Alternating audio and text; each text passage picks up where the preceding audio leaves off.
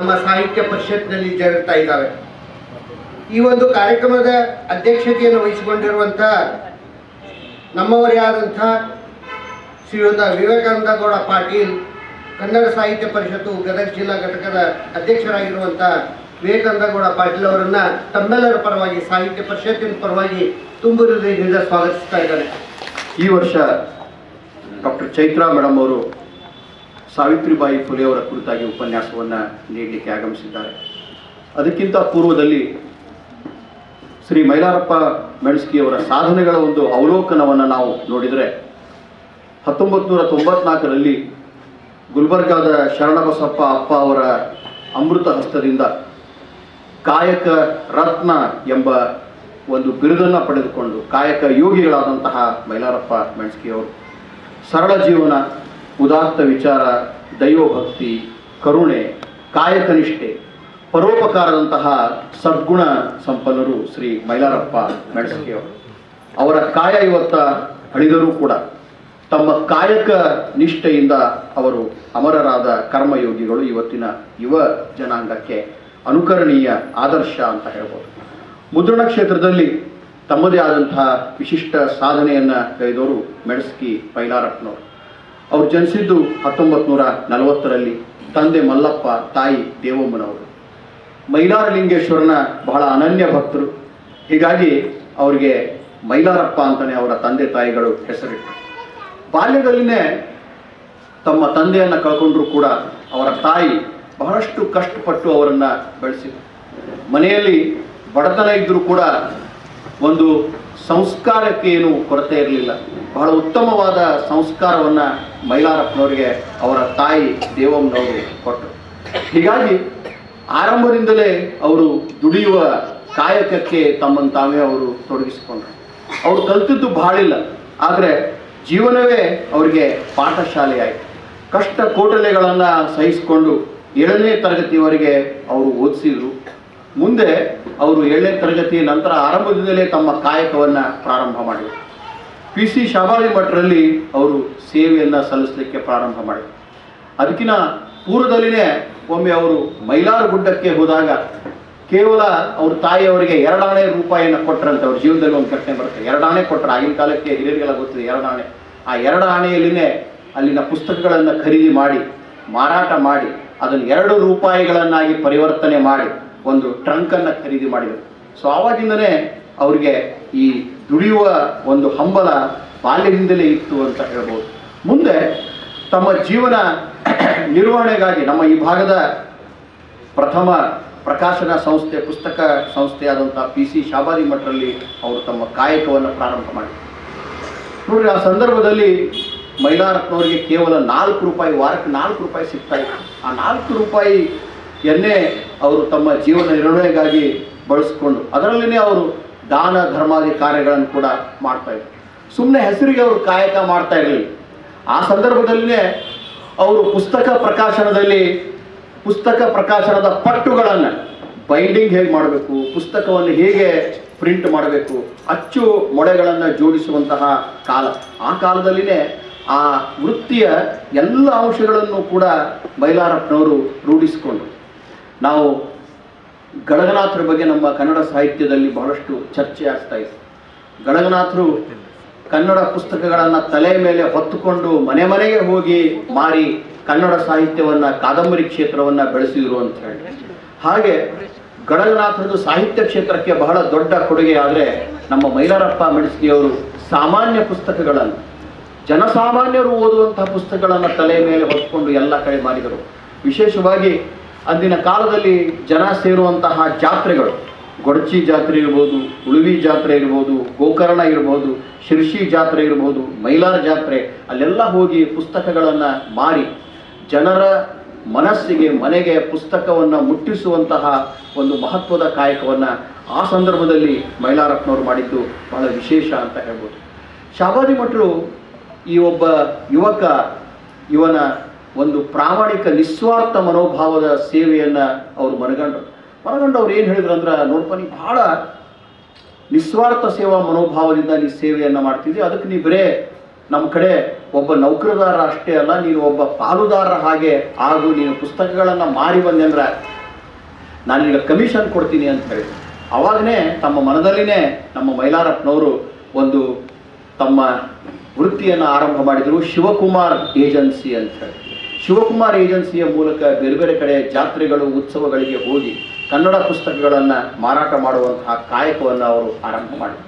ಮುಂದೆ ಅವರು ಕೆಲವು ಕಾಲ ಹುಬ್ಳಿಗೆ ಹೋಗಿ ಅಲ್ಲಿ ಕರಡಿಯವರ ಹತ್ರ ಕೂಡ ತಮ್ಮ ಸೇವೆಯನ್ನು ಪ್ರಾರಂಭ ಮಾಡಿದರು.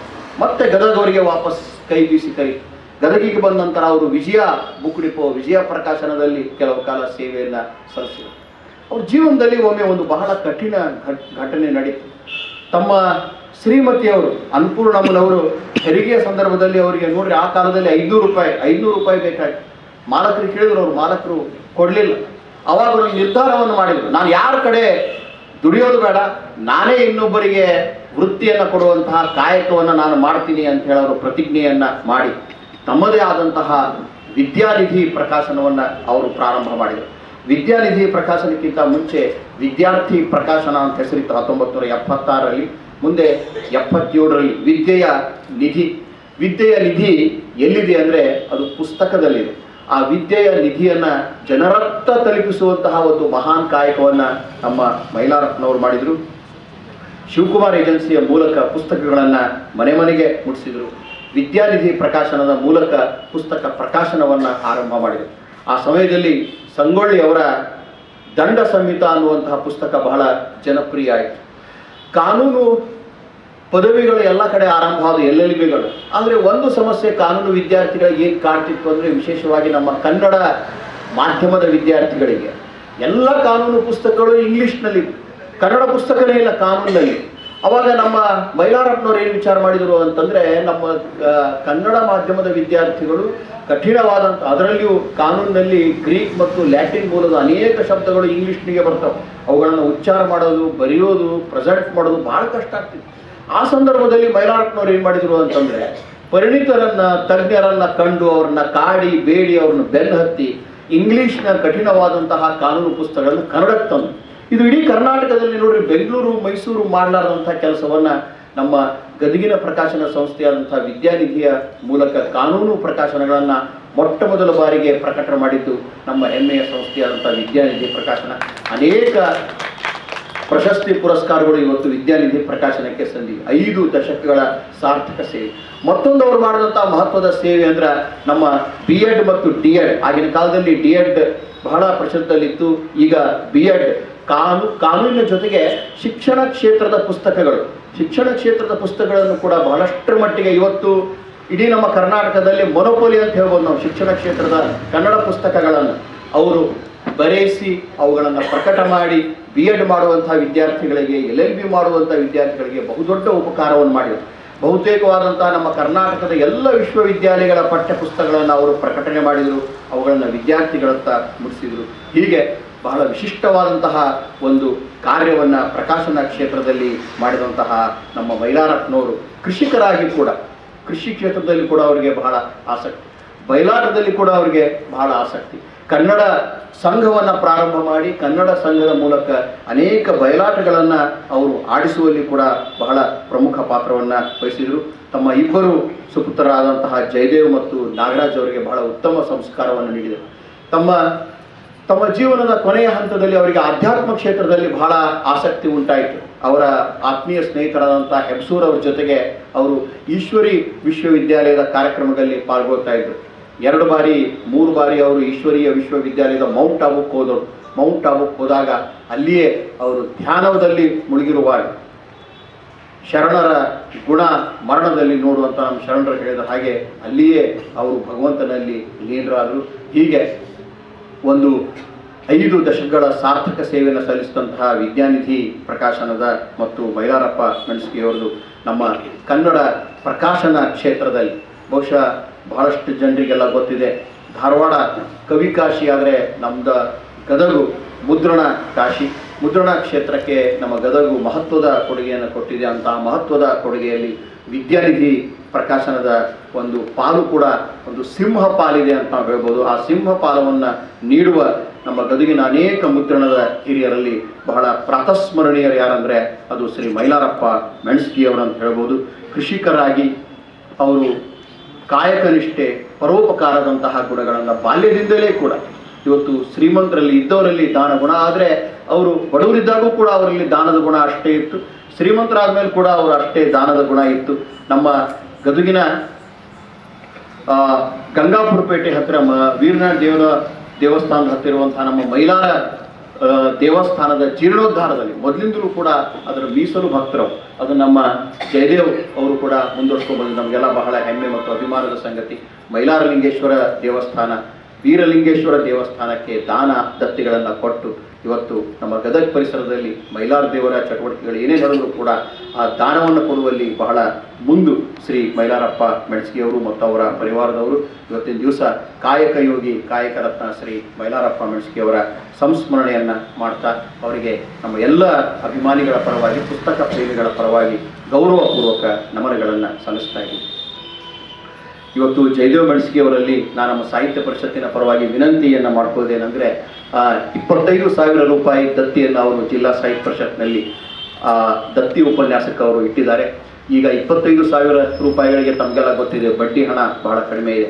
ಅದನ್ನು ಸ್ವಲ್ಪ ಅವರು ಹೆಚ್ಚು ಮಾಡಿ 50,000, 1 ಲಕ್ಷ ರೂಪಾಯಿಗಳನ್ನು ಮಾಡಿ ಸಾಹಿತ್ಯ ಪರಿಷತ್ತಿನ ಮೂಲಕ ನಮ್ಮ ನಾಡಿನಲ್ಲಿ ಬಹಳ ವಿಶಿಷ್ಟವಾದಂತಹ ಸೇವೆಯನ್ನು ಸಲ್ಲಿಸಿದಂತಹ ಗಣ್ಯರಿಗೆ ಮೈಲಾರಪ್ಪ ಮೆಣಸ್ಕಿಯವರ ಹೆಸರಿನಲ್ಲಿ ಒಂದು ಪುಸ್ತಕ ಪ್ರಕಾಶನದ ಒಂದು ಹೆಮ್ಮೆಯ ಅಭಿಮಾನದಂತಹ ಒಂದು ಪ್ರಶಸ್ತಿಯನ್ನು ಅವರು ಇಟ್ಟರೆ ಅದು ಇನ್ನೂ ಸಾರ್ಥಕವಾಗ್ತದೆ. ನಮ್ಮ ಮೈಲಾರಪ್ಪನವರ ಹೆಸರಿನಲ್ಲಿ ಅದು ಶಾಶ್ವತವಾಗಿ ಪುಸ್ತಕ ಕ್ಷೇತ್ರದಲ್ಲಿ ಇವತ್ತು ಪುಸ್ತಕ ಓದುವಂತಹ, ಬರೆಯುವಂತಹ ಪ್ರವೃತ್ತಿ ಕಡಿಮೆಯಾಗಿರುವ ಸಂದರ್ಭದಲ್ಲಿ ಪ್ರಕಾಶನವನ್ನು ಮಾಡಿದಂತಹ ಪ್ರಕಾಶಕರಿಗೆ ಪ್ರೋತ್ಸಾಹ ಆಗ್ತದೆ ಅನ್ನುವಂತಹ ವಿನಂತಿಯನ್ನು ನಮ್ಮ ಎಲ್ಲ ಪುಸ್ತಕ ಪ್ರೇಮಿಗಳ ಪರವಾಗಿ ಮಾಡ್ತಾ ಮತ್ತೊಮ್ಮೆ ಮೈಲಾರಪ್ಪ ಮೆಣಸ್ಕಿ ಅವರಿಗೆ ಗೌರವಪೂರ್ವಕ ನಮನಗಳನ್ನು ಸಲ್ಲಿಸ್ತಾ ಇದ್ದೀನಿ.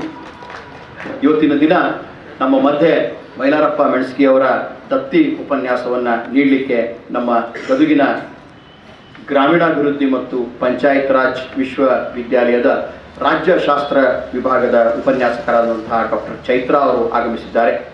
ವಿಶೇಷವಾಗಿ ರಾಜಕೀಯ ಶಾಸ್ತ್ರದಲ್ಲಿ ಅವರು ಪರಿಣಿತರು. ರಾಜಕೀಯ ಶಾಸ್ತ್ರ ಉಪನ್ಯಾಸಕರಾಗಿ ಕಳೆದ ಹಲವಾರು ವರ್ಷಗಳಿಂದ ನಮ್ಮ ಗದುಗಿನ ಗ್ರಾಮೀಣಾಭಿವೃದ್ಧಿ ಮತ್ತು ಪಂಚಾಯತ್ ರಾಜ್ ವಿಶ್ವವಿದ್ಯಾಲಯದಲ್ಲಿ ಉಪನ್ಯಾಸಕರಾಗಿ ಸೇವೆಯನ್ನು ಸಲ್ಲಿಸ್ತಾ ಇದ್ದಾರೆ. ರಾಜಕೀಯದಲ್ಲಿ ಸಾಂಸ್ಕೃತಿಕ ನಿರೂಪಣೆಗಳು ಅಂತ ಹೇಳಿ ಅವ್ರದ್ದು PhD ಪ್ರೌಢ ಪ್ರಬಂಧ ನೋಡಿ. ರಾಜಕೀಯ ಮತ್ತು ಸಾಂಸ್ಕೃತಿಕ ಕ್ಷೇತ್ರದಲ್ಲಿ ಬಹಳ ವಿಶೇಷವಾದಂತಹ ಒಂದು ಸಂಶೋಧನೆಯನ್ನು ಡಾಕ್ಟರ್ ಚೈತ್ರಾ ಅವರು ಮಾಡಿದ್ದಾರೆ. ಅವರು ಅನೇಕ ರಾಷ್ಟ್ರೀಯ, ಅಂತಾರಾಷ್ಟ್ರೀಯ ಮಟ್ಟದ ಸಂಶೋಧನಾ ಪ್ರಬಂಧಗಳನ್ನು ಬೇರೆ ಬೇರೆ ವಿಶ್ವವಿದ್ಯಾಲಯದ ವಿಚಾರ ಸಂಕಿರಣಗಳಲ್ಲಿ ಮಂಡಿಸಿದ್ದಾರೆ. ಅವರ 50ಕ್ಕೂ ಹೆಚ್ಚು ಲೇಖನಗಳು ಅನೇಕ ಜರ್ನಲ್ಗಳಲ್ಲಿ ಪ್ರಕಟಗೊಂಡಿವೆ. ಡಾಕ್ಟರ್ ಚೈತ್ರಾ ಅವರು ಅಕ್ಷರದವ್ವ ಅಂತ ಪ್ರಸಿದ್ಧಿ ಪಡೆದಂತಹ ಸಾವಿತ್ರಿಬಾಯಿ ಫುಲೆ, ಬಹುಶಃ ಸಾವಿತ್ರಿಬಾಯಿ ಫುಲೆ ಅವರ ಬಗ್ಗೆ ನಾವೆಲ್ಲರಿಗೂ ಗೊತ್ತಿದೆ. ಅವರ ಸಾಧನೆ ಮತ್ತು ಸೇವೆಯನ್ನು ಸ್ಮರಣೆ ಮಾಡ್ತಾ ಕಾಯಕ ರತ್ನ ಶ್ರೀ ಮೈಲಾರಪ್ಪ ಮೆಣಸ್ಕಿ ಅವರ ನೆನಪಿನಲ್ಲಿ ದತ್ತಿ ಉಪನ್ಯಾಸವನ್ನು ಅಕ್ಷರದವ್ವ ಸಾವಿತ್ರಿಬಾಯಿ ಫುಲೆ ಅವರ ಕುರಿತಾಗಿ ಉಪನ್ಯಾಸವನ್ನು ನೀಡಬೇಕು ಅಂತೇಳಿ ನಾನು ಡಾಕ್ಟರ್ ಚೈತ್ರಾ ಅವರಲ್ಲಿ ವಿನಂತಿ ಮಾಡ್ಕೊಳ್ತಾ ಇದ್ದೀನಿ. ಡಾಕ್ಟರ್ ಚೈತ್ರಾ ಅವರಿಂದ ಇದೀಗ ದತ್ತಿ ಉಪನ್ಯಾಸ. ಮೊದಲನೇದಾಗಿ ನಮ್ಮೆಲ್ಲರಿಗೂ ತಿಳಿದಿದೆ 19ನೇ ಶತಮಾನ ಅಂತ ಹೇಳಿದ್ರೆ ಆ ಕಾಲಘಟ್ಟದಲ್ಲಿ ಇದ್ದಂಥ ಸಾಮಾಜಿಕ ರಚನೆ ಹೇಗಿತ್ತು ಅಂತ ಹೇಳಿ. ಸೊ ಸಮಾಜದ ರಚನೆ ಅಂತ ಹೇಳಿದ್ರೆ ಹಲವಾರು ವಿಚಾರಗಳು ನಮ್ಮ ಗಮನಕ್ಕೆ ಬರುತ್ತೆ. ಅದರಲ್ಲಿ ಪ್ರಮುಖವಾಗಿ ನಾವು ಒಂದು 3 ವಿಚಾರಗಳನ್ನು ತಗೊಂಡು ಮಾತಾಡ್ತೀನಿ. ಸೊ ಮೊದಲನೇದಾಗಿ ಜಾತಿ ಆಧಾರಿತ ಶ್ರೇಣೀಕರಣ ವ್ಯವಸ್ಥೆ ಅನ್ನೋದು ಸಾಮಾಜಿಕ ರಚನೆಯ ಆಧಾರ ಸ್ತಂಭ ಅಂತ ಹೇಳಿ ಹೇಳ್ಬೋದು. ಸೊ ಈ ಜಾತಿ ಆಧಾರಿತ ಶ್ರೇಣೀಕರಣ ಹೇಗಿತ್ತಪ್ಪ ಅಂತ ಹೇಳಿದ್ರೆ, ಒಬ್ಬ ವ್ಯಕ್ತಿಯನ್ನ ಅವನು ಜನ್ಮದಿಂದ ಗುರುತಿಸ್ತಾ ಇದ್ರು, ಅವನ ಸಾಮರ್ಥ್ಯದಿಂದ, ಅವನ ಜ್ಞಾನದಿಂದ ಅಲ್ಲ. ಸೊ ಅವನು ಜನ್ಮತಃ ಹೇಗೆ ಹುಟ್ಟಿದಾನೆ, ಯಾವ ವರ್ಗದಲ್ಲಿದ್ದಾನೆ, ಯಾವ ಜಾತಿಯಲ್ಲಿದ್ದಾನೆ ಅನ್ನೋದ್ರ ಆಧಾರದ ಮೇಲೆ ಅವನ ಸ್ಥಾನ, ಅವನ ವೃತ್ತಿ ಹಾಗೂ ಅವನ ಜೀವನ ಅವಕಾಶಗಳು ಸೃಷ್ಟಿ ಆಗ್ತಾ ಇತ್ತು ಅಂತ ಹೇಳಿ ನಮಗೆ ಇತಿಹಾಸ ತಿಳಿಸುತ್ತೆ. ಸೊ ಈ ರೀತಿಯ ಜಾತಿ ಆಧಾರಿತ ಶ್ರೇಣೀಕರಣ ಇರುವಂತ ಸಾಮಾಜಿಕ ರಚನೆ ಆಗೇ ಇತ್ತು. ಸೊ ಇಲ್ಲಿ ಶೂದ್ರರು, ಅತಿಶೂದ್ರರು ಶಿಕ್ಷಣದಿಂದ ಹಾಗೂ ಧಾರ್ಮಿಕ ಕ್ಷೇತ್ರದಿಂದ ಹೊರಗುಳಿಬೇಕು ಅನ್ನುವಂಥ ಚಿಂತನೆ ಆ ಸಮಾಜದಲ್ಲಿತ್ತು. ಕಾರಣ ಏನಪ್ಪಾ ಅಂತ ಹೇಳಿದ್ರೆ, ಜ್ಞಾನ ಅನ್ನುವಂಥದ್ದು ಒಂದು ಪಾವಿತ್ರತೆ ಉಳ್ಳಂತಹ ಒಂದು ವಿಚಾರ. ಈ ಪಾವಿತ್ರತೆಯನ್ನ ಪಡಿಲಿಕ್ಕೆ ಅರ್ಹರಲ್ಲ ಶೂದ್ರರು ಅನ್ನುವಂಥದ್ದು, ಅದ್ರ ಜೊತೆಯಲ್ಲಿ ಮಹಿಳೆಯರು ಕೂಡ.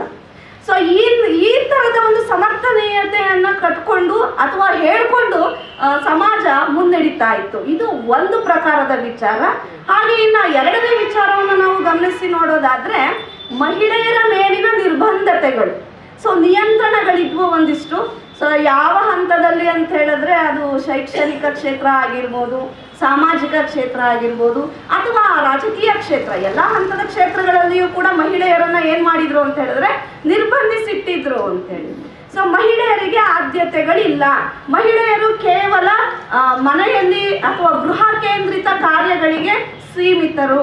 ಸೊ ಅವರು ಬೌದ್ಧಿಕ ಸಾಮರ್ಥ್ಯಗಳನ್ನ ಒಳಗೊಂಡವರಲ್ಲ. ಒಂದು ವೇಳೆ ಇದ್ರೂ ಕೂಡ ಅದನ್ನ ಅನುಮಾನಾಸ್ಪದವಾಗಿ ನೋಡುವಂತಹ ವೈಖರಿ ಆ ಸಮಾಜದಲ್ಲಿ ಬೆಳವಣಿಗೆಯಲ್ಲಿತ್ತು ಅನ್ನೋದನ್ನ ನಾವು ಸಾಮಾನ್ಯವಾಗಿ ಗಮನಿಸ್ತೀವಿ. ಸೊ ಈ ಎರಡು ವಿಚಾರಗಳ ಜೊತೆಯಲ್ಲಿ ನಮಗೆ ಇನ್ನೊಂದು ಕಂಡು ಬರುತ್ತೆ ಆ ಸಾಮಾಜಿಕ ರಚನೆಯಲ್ಲಿ, ಧರ್ಮ ಆಧಾರಿತ ಅಸಮಾನತೆ ಅನ್ನುವಂಥದ್ದು. ಸೊ ಏನಪ್ಪಾ ಅಂತ ಹೇಳಿದ್ರೆ ಮೇಲಿನ ಎರಡು ವಿಚಾರಗಳಿಗೆ ತಾತ್ವಿಕ ಸ್ವರೂಪವನ್ನ ನೀಡ್ತಾ ಇದ್ದಿದ್ದು ಅಂದ್ರೆ ಸೈದ್ಧಾಂತಿಕ ಮಾನ್ಯತೆಯನ್ನ ಕೊಡ್ತಾ ಇದ್ದಿದ್ದು ಯಾವುದು ಅಂದ್ರೆ ನಮ್ಮ ಧರ್ಮ ಗ್ರಂಥಗಳು ಅಂತ ಹೇಳಿ ಕಂಡು ಬರುತ್ತೆ.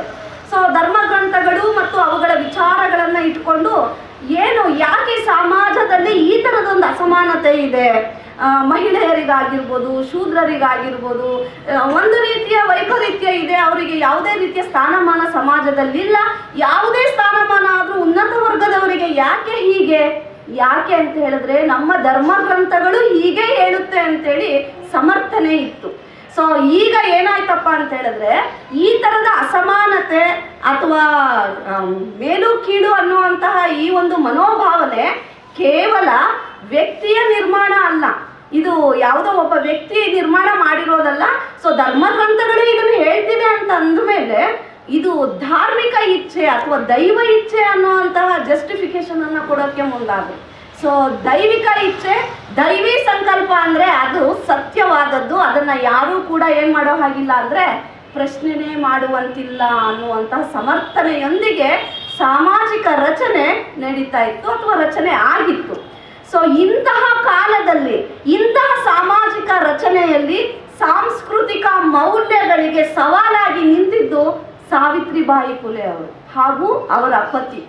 ಸೊ ಇಲ್ಲಿ ಜ್ಯೋತಿಬಾ ಫುಲೆ ಅವರನ್ನು ನೆನಪಿಸ್ಕೊಳ್ಬೇಕಾಗಿದ್ದು ಬಹಳ ಅಗತ್ಯ. ಯಾಕೆ ಅಂತ ಹೇಳಿದ್ರೆ ಸಾವಿತ್ರಿಬಾಯಿ ಫುಲೆ ಅವರ ಬೌದ್ಧಿಕ ಬೆಳವಣಿಗೆಗೆ ಹಾಗೂ ಅವರ ಪೂರ್ತಿ ಕನಸಿಗೆ ಸಪೋರ್ಟಿವ್ ಆಗಿ ನಿಂತಿದ್ದು, ಬೆನ್ನೆಲುಬಾಗಿ ನಿಂತಿದ್ದು ಯಾರು ಅಂದ್ರೆ ಅವರ ಪತಿ.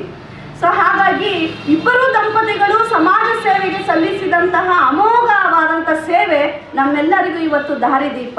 ನಾನಿವತ್ತು ಇಲ್ಲಿ ನಿಂತು ಇಷ್ಟು ಮಾತಾಡ್ತಿದ್ದೀನಿ ಅಂತ ಹೇಳಿದ್ರೆ ಅಥವಾ ಒಂದು ಹೆಣ್ಣಿಗೆ ವಿದ್ಯಾಭ್ಯಾಸ ಹಾಗೂ ಒಂದು ಸ್ಥಾನಮಾನ ಸಿಕ್ಕಿದೆ ಅಂತ ಹೇಳಿದ್ರೆ ಅದಕ್ಕೆ ಕಾರಣಕರ್ತರು ಸಾವಿತ್ರಿಬಾಯಿ ಫುಲೆ ಅಂತೇಳಿ ನಾನು ಹೆಮ್ಮೆಯಿಂದ ಹೇಳ್ಕೊಳ್ಳಿಕ್ಕೆ ಇಷ್ಟಪಡ್ತೇನೆ.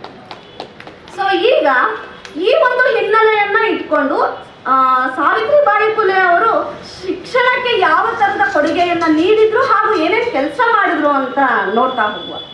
ಸೊ ಇಲ್ಲಿ ಶಿಕ್ಷಣದಿಂದ ವಂಚಿತರಾದಂತಹ ಮಹಿಳೆಯರಿಗೆ ಅಥವಾ ಮಹಿಳೆಯರಲ್ಲಿ ಜ್ಯೋತಿಬಾ ಫುಲೆ ಏನು ಮಾಡಿದ್ರು ಅಂದರೆ ಅವರಿಗೆ ಗೊತ್ತಿರುವಂಥ ಶಿಕ್ಷಣವನ್ನ ಸಾವಿತ್ರಿಬಾಯಿ ಫುಲೆ ಅವರಿಗೆ ಹೇಳಿಕೊಟ್ರು. ಆದರೆ ಅಕ್ಷರವನ್ನ ಕಲಿತ ಮಾತ್ರಕ್ಕೆ ಅಥವಾ ಶಿಕ್ಷಣವಂತರಾದ ಮಾತ್ರಕ್ಕೆ ಅವರು ಸಮಾಜಕ್ಕೆ ಶಿಕ್ಷಣವನ್ನ ಕಲಿಸ್ಕೊಡ್ಲಿಕ್ಕೆ ಅರ್ಹತೆ ಅಥವಾ ಯೋಗ್ಯತೆ ಹೊಂದಿದಾರ ಅಂತ ಹೇಳಿದ್ರೆ ಅದಕ್ಕೊಂದು ಕ್ರೈಟೀರಿಯಾ ಇಟ್ಟಿದ್ರು.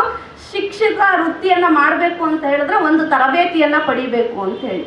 ಸೊ ಈ ತರಬೇತಿಯ ಅಗತ್ಯತೆ ಇತ್ತು. ಅದಕ್ಕಾಗಿ ಅವ್ರು ಏನ್ ಮಾಡ್ತಾರೆ ಅಂತ ಹೇಳಿದ್ರೆ ತನ್ನ ಸ್ನೇಹಿತೆ ಒಬ್ರು ಇದ್ರು, ಫಾತಿಮಾ ಶೇಖ್ ಅಂತ ಹೇಳಿ, ಒಂದು ಮುಸ್ಲಿಂ ಮಹಿಳೆ, ಅವರ ಗೆಳತಿ. ಸೊ ಇವರಿಬ್ಬರು ಸೇರಿ ಏನ್ ಮಾಡ್ತಾರೆ ಅಂತ ಹೇಳಿದ್ರೆ ಈ ಶಿಕ್ಷಣದ ತರಬೇತಿಯನ್ನ ಪಡಿತಾರೆ 1847ರಲ್ಲಿ. ಸೊ ಶಿಕ್ಷಣವನ್ನ ಪಡೆದು ವಾಪಸ್ಸಾದ ನಂತರದಲ್ಲಿ 1848ರಲ್ಲಿ ಬಾಲಕಿಯರ ಶಾಲೆಯನ್ನ ಆರಂಭ ಮಾಡ್ತಾರೆ. ಸೊ ಇದೆಲ್ಲರಿಗೂ ಗೊತ್ತಿರೋದು ಕನ್ಯಾ ಶಾಲೆ ಅಥವಾ ಬಾಲಕಿಯರ ಶಾಲೆಯನ್ನ ಆರಂಭ ಮಾಡಿದಾಗ ಶಾಲೆ ಏನೋ ಆರಂಭ ಆಯಿತು. ಶ್ರೀ ಬೀಡೆಯವರ ಮನೆಯಲ್ಲಿಯೇ ಒಂದು ಶಾಲೆಯನ್ನು ಆರಂಭ ಮಾಡಿಕೊಂಡವರು ಶಿಕ್ಷಣವನ್ನು ಹೇಗಾದರೂ ಸಮಾಜದ ಹೆಣ್ಣು ಮಕ್ಕಳಿಗೆ ಕಲಿಸ್ಬೇಕು ಅಂತೇಳಿ ಛಲವನ್ನು ತೊಟ್ಟು ಧೈರ್ಯವನ್ನು ಮಾಡಿ ಮುನ್ನುಗ್ತಾರೆ. ಆದರೆ ಶಿಕ್ಷಣ ಕಲಿಯೋದು ಬೇಕಲ್ಲ. ಸೊ ಶಿಕ್ಷಣ ಕಲಿಯೋದಕ್ಕೆ ಹೆಣ್ಣು ಮಕ್ಕಳ ಅಗತ್ಯತೆ ಇದೆ. ಆ ಹೆಣ್ಣು ಮಕ್ಕಳನ್ನು ಕಲಿಸೋದಕ್ಕೆ ಸಾಮಾಜಿಕ ರಚನೆ ಬೇರೆ ಥರದ್ದೇ ಇದೆ. ಶಿಕ್ಷಣವನ್ನ ಕಲಿಯೋದು ಮಹಿಳೆ, ಅದರಲ್ಲೂ ಕಲಿಯೋದು ನಮ್ಮ ಮೌಲ್ಯಗಳಿಗೆ, ನಮ್ಮ ಸಂಸ್ಕೃತಿ ಸಂಸ್ಕೃತಿಗೆ ನಮ್ಮ ಆಚರಣೆಗೆ ವಿರುದ್ಧ ಅಂತೇಳಿ ನಂಬಿದಂಥ ಜನರ ಮಧ್ಯೆ ನಾವು ಹೆಣ್ಣು ಮಕ್ಕಳಿಗೆ ಶಿಕ್ಷಣ ಕೊಡ್ತೀನಿ ಶಾಲೆ ಕಳಿಸಿ ಅಂತ ಹೇಳಿದ್ರೆ ಯಾರು ಅಷ್ಟು ಸುಲಭದಲ್ಲಿ ಒಪ್ಕೊಳ್ಳುವಂಥ ಸ್ಥಿತಿಯಲ್ಲಿ ಇರಲಿಲ್ಲ.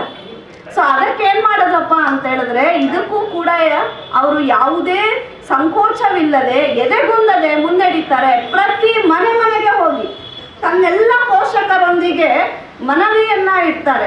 ನಿಮ್ಮ ಹೆಣ್ಣು ಮಕ್ಕಳನ್ನ ಶಾಲೆಗೆ ಕಳಿಸಿ, ನಾನು ಅವರ ಜವಾಬ್ದಾರಿಯನ್ನ ತಗೊಂಡು ಅಕ್ಷರಗಳನ್ನ ಹೇಳ್ಕೊಡ್ತೀನಿ, ಅವರನ್ನ ಶಿಕ್ಷಣವಂತರನ್ನಾಗಿ ಮಾಡ್ತೀನಿ ಅಂತೇಳಿ. ಸೊ ಈ ಸಂಪ್ರದಾಯವಾದಿ ಸಮಾಜದಲ್ಲಿ ಅವರ ವಿಚಾರಗಳನ್ನ ಒಪ್ಪಿದ ಜನ ಬಹಳ ಸ್ವಲ್ಪ ಜನರು ಅಷ್ಟೇ, ಅವರನ್ನ ವಿರೋಧಿಸಿದವರೇ ಹೆಚ್ಚು. ಸೊ ಈ ನಿಟ್ಟಿನಲ್ಲಿ ಪ್ರತಿ ಮನೆಗೆ ಹೋಗಿ ವಿದ್ಯಾರ್ಥಿಗಳ ಆಗಮನಕ್ಕೆ ಕಾತುರರಾಗಿ ಶಾಲೆಯಲ್ಲಿ ಕೂತಿದ್ದಾಗ ಅವರಿಗೆ ಒಂದಿಷ್ಟು ಜನ ವಿದ್ಯಾರ್ಥಿಗಳು ಸಿಗ್ತಾರೆ, ತುಂಬ ಏನಲ್ಲ, ಆದರೆ ಒಂದು 6ರಿಂದ 8 ಜನ ವಿದ್ಯಾರ್ಥಿನಿಯರು ಆ ಶಾಲೆಗೆ ಬರ್ತಾರೆ. ಸೊ ಆ ಶಾಲೆಯಲ್ಲಿ ವಿದ್ಯಾಭ್ಯಾಸವನ್ನ ಕಲಿತಾರೆ. ದಲಿತರ ಶಿಕ್ಷಣಕ್ಕೆ ನಿರ್ಬಂಧವಿದ್ದ ಮನುವಾದಿಗಳ ಕಾಲದಲ್ಲಿ ಎಲ್ಲ ನಿರ್ಬಂಧಗಳ ತೊಡೆದು ತಾನೂ ಕಲಿತು ಮಹಿಳೆಯರಿಗೆ ಕಲಿಸಲು ಹಣ ತೊಟ್ಟ ಛಲದ ಪ್ರಣತಿಯು ಈ ಸಾವಿತ್ರಿಬಾಯಿ ಫುಲೆ. ಬಾಲ್ಯ ವಿವಾಹ, ಮೂಢನಂಬಿಕೆ, ಕಂದಾಚಾರಗಳ ವಿರುದ್ಧ ಸೆಟೆದೆದ್ದು ಹೋರಾಡಿದ ದಿಟ್ಟ ಮಹಿಳೆ. ಸನಾತನಿಗಳೊಡ್ಡಿದ ಸತ್ವ ಪರೀಕ್ಷೆಗಳನ್ನು ಸವಾಲಾಗಿ ಸ್ವೀಕರಿಸಿ ಗೆದ್ದ ಸತ್ಯ ಶೋಧಕಿಯು. ಸನಾತನಿಗಳೊಡ್ಡಿದ ಸತ್ವ ಪರೀಕ್ಷೆಗಳನ್ನು ಸವಾಲಾಗಿ ಸ್ವೀಕರಿಸಿ ಗೆದ್ದ ಸತ್ಯ ಶೋಧಕೆಯು. ಖಾದಿ ಸೀರೆಯನ್ನೇ ಧರಿಸಿದ ಸರಳತೆಯ ನಾರಿಮಣಿಯು. ದಾಂಪತ್ಯದ ಒಲವಿನಲ್ಲಿ ಸಾಮಾಜಿಕ ಗೆಲುವು ಕಂಡ ಅಪರೂಪದ ದಂಪತಿಗಳು. ದಾಂಪತ್ಯದ ಒಲವಿನಲ್ಲಿ ಸಾಮಾಜಿಕ ಗೆಲುವು ಕಂಡ ಅಪರೂಪದ ದಂಪತಿಗಳು. ಮೌಢ್ಯದ ಕೆಸರಿನಲ್ಲಿ ಅರಳಿದ ಕ್ರಾಂತಿ ಕುಸುಮಗಳು ಈ ಫುಲೆ ದಂಪತಿಗಳು. ಮೌಢ್ಯದ ಕೆಸರಿನಲ್ಲಿ ಅರಳಿದ ಕ್ರಾಂತಿ ಕುಸುಮಗಳು ಈ ಫುಲೆ ದಂಪತಿಗಳು. ಶತಮಾನಗಳ ವಂಚಿತರ ದಾರಿಗೆ ಕೇರಿಗೆ ಸಮಾನತೆಯ ಹೆಜ್ಜೆ ಹಾಕಿ ನಡೆದ ಕ್ರಾಂತಿ ಜ್ಯೋತಿಗಳು. ಶತಮಾನಗಳ ವಂಚಿತರ ದಾರಿಗೆ ಕೇರಿಗೆ ಸಮಾನತೆಯ ಹೆಜ್ಜೆ ಹಾಕಿ ನಡೆದ ಕ್ರಾಂತಿ ಜ್ಯೋತಿಗಳು. ಅರಿವು, ಅಕ್ಷರ, ಜ್ಞಾನವ ಬಿತ್ತಿದ ಸಾಮಾಜಿಕ ಕೃಷಿಕರು. ಅರಿವು, ಅಕ್ಷರ, ಜ್ಞಾನವ ಬಿತ್ತಿದ ಸಾಮಾಜಿಕ ಕೃಷಿಕರು. ಬಲಿಷ್ಠ ಸನಾತನಿಗಳ ಹಿಂಸೆ ಅವಮಾನಗಳಿಗೆ ಜಗ್ಗದೆ ಕುಗ್ಗದೆ ದೀನ ದಲಿತರಿಗೆ ಜ್ಞಾನದ ಸ್ತಂಭವಾಗಿ ನಿಂತವರು. ಬಲಿಷ್ಠ ಸನಾತನಿಗಳ ಹಿಂಸೆ ಅವಮಾನಗಳಿಗೆ ಜಗ್ಗದೆ ಕುಗ್ಗದೆ ದೀನ ದಲಿತರಿಗೆ ಜ್ಞಾನದ ಸ್ತಂಭವಾಗಿ ನಿಂತವರು. ಅಕ್ಷರವೆಂದರೆ ಅರಿಯದ, ಶಿಕ್ಷಣವೆಂದರೆ ತಿಳಿಯದ ಸಮುದಾಯಗಳ ಮಧ್ಯೆ ಶಾಲೆಗಳನ್ನು ತೆರೆದು ಶಿಕ್ಷಣ ಕ್ರಾಂತಿಯನ್ನು ಮಾಡಿದ ಭಾರತದ ಮೊಟ್ಟ ಮೊದಲ ಮಹಿಳಾ ಶಿಕ್ಷಕಿಯು. ಭಾರತದ ಮೊಟ್ಟ ಮೊದಲ ಮಹಿಳಾ ಶಿಕ್ಷಕಿಯು. ಬುದ್ಧ ಕಬೀರರಂತಹ ಸಂತರ ತತ್ವ ಸಿದ್ಧಾಂತಗಳ ಶಿರೋಮಣಿಯು. ಬುದ್ಧ ಕಬೀರರಂತಹ ಸಂತರ ತತ್ವ ಸಿದ್ಧಾಂತಗಳ ಶಿರೋಮಣಿಯು. ಅಂತರಂಗದ ಅಸ್ಪೃಶ್ಯತೆಯ ಕೆಂಡಗಳಿಗೆ ಜ್ಞಾನಗಂಗೆಯಾಗಿ ತಣಿದವರು. ಅಂತರಂಗದ ಅಸ್ಪೃಶ್ಯತೆಯ ಕೆಂಡಗಳಿಗೆ ಜ್ಞಾನಗಂಗೆಯಾಗಿ ತಣಿದವರು. ಸಾಕ್ಷಾತ್ಕಾರವಾದವರು. ಸಂವಿಧಾನ ಶಿಲ್ಪಿ ಅಂಬೇಡ್ಕರರಿಗೂ ಮಾದರಿಯಾದ ಸಾವಿತ್ರಿಬಾಯಿ ಫುಲೆ. ಸಂವಿಧಾನ ಶಿಲ್ಪಿ ಅಂಬೇಡ್ಕರರಿಗೂ ಮಾದರಿಯಾದ ಸಾವಿತ್ರಿಬಾಯಿ ಫುಲೆ ಮಹಿಳೆಯರ ಹಕ್ಕು, ಸಮಾನತೆ, ಶಿಕ್ಷಣ ಕ್ರಾಂತಿಗೆ ಮುನ್ನುಡಿ ಬರೆದು ಇತಿಹಾಸ ಸೃಷ್ಟಿಸಿದವರು. ಮಹಿಳೆಯರ ಹಕ್ಕು, ಸಮಾನತೆ, ಶಿಕ್ಷಣ ಕ್ರಾಂತಿಗೆ ಮುನ್ನುಡಿ ಬರೆದು ಇತಿಹಾಸ ಸೃಷ್ಟಿಸಿದವರು. ಧನ್ಯವಾದಗಳು.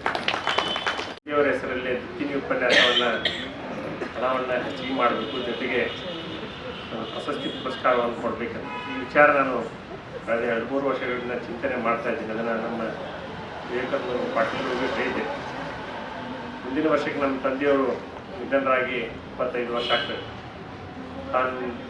ನಾನು ತಮ್ಮ ಜೊತೆಗೆ ವಿಚಾರ ಮಾಡಿ ನಮ್ಮ ತಂದೆಯವರ ಹೆಸರಲ್ಲೇ ಪ್ರತಿ ವರ್ಷ ಕನ್ನಡ ಸಾಹಿತ್ಯ ಪರಿಷತ್ತು ನಡೆಯುವಂಥ ಕಾರ್ಯಕ್ರಮದಲ್ಲೇ ನಮ್ಮ ರಾಜ್ಯದಲ್ಲಿರುವಂಥ ಕನ್ನಡ ಪುಸ್ತಕಗಳ ಪ್ರಕಾಶಕರು ಮತ್ತು ಪುಸ್ತಕ ವ್ಯಾಪಾರಿಗಳಿಗೆ ಒಂದು ಪುರಸ್ಕಾರ ನೀಡುವಂಥ ವ್ಯವಸ್ಥೆ ಆಗಬೇಕು. ಅದು ಮುಂದಿನ ವರ್ಷದಿಂದ ತಮ್ಮ ಅಮೃತ ಹಸ್ತದಿಂದ ಅದು ಆಗಬೇಕು. ಅದಕ್ಕೇನಿದೆ ನಾವು ನೀವು ಕೂಡ ಮಾತಾಡ್ಕೊಂಡು ಅದಕ್ಕೆ ಎಷ್ಟು ಹಣ ಇಡಬೇಕಂತ ನೋಡಿಕೊಂಡು ಆ ಕೆಲಸವನ್ನು ಮಾಡೋಣ ಅಂತ ಈ ಸಂದರ್ಭದಲ್ಲಿ ತಮಗೆ ಆಶ್ವಾಸನೆ ಕೊಡ್ತೀನಿ.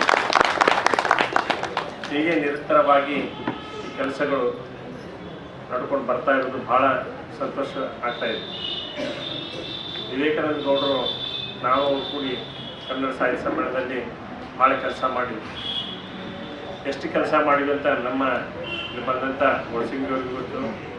ಗೊಳಸಂಗಿಯವರು ನಾವು ಕೂತ್ಕೊಂಡು 48 ತಾಸು ಕೆಲಸ ಮಾಡಿದ್ವಿ. ಏನು ಒಂದು ಊಟ ಸೆಟ್ ಮಾಡಿರಲಿಲ್ಲ. ರಾತ್ರಿ 12 ಆಗಿದ್ದು ಗೊತ್ತಿಲ್ಲ, ನಮ್ಗೆ ಬೆಳಿಗ್ಗೆ 4 ಗಂಟೆ ಆಗಿದ್ದು ಗೊತ್ತಿಲ್ಲ. ಅಂಥ ವಿಚಾರಗಳನ್ನು ನಮ್ಮ ವಿವೇಕಾನಂದ ಅವರು ಮತ್ತು ಇಂಗ್ಲೀಷ ಮಠರು ಭಾಳ ನಮ್ಗೆ ಕೆಲಸ ಮಾಡಲಿಕ್ಕೆ ಹಚ್ಕೊಟ್ರು. ಅವತ್ತಿನ ನೆನಪು ಇವತ್ತು ನಮಗೆ ಅಚ್ಚಳಿ ಅದು ಉಳಿದಿದೆ.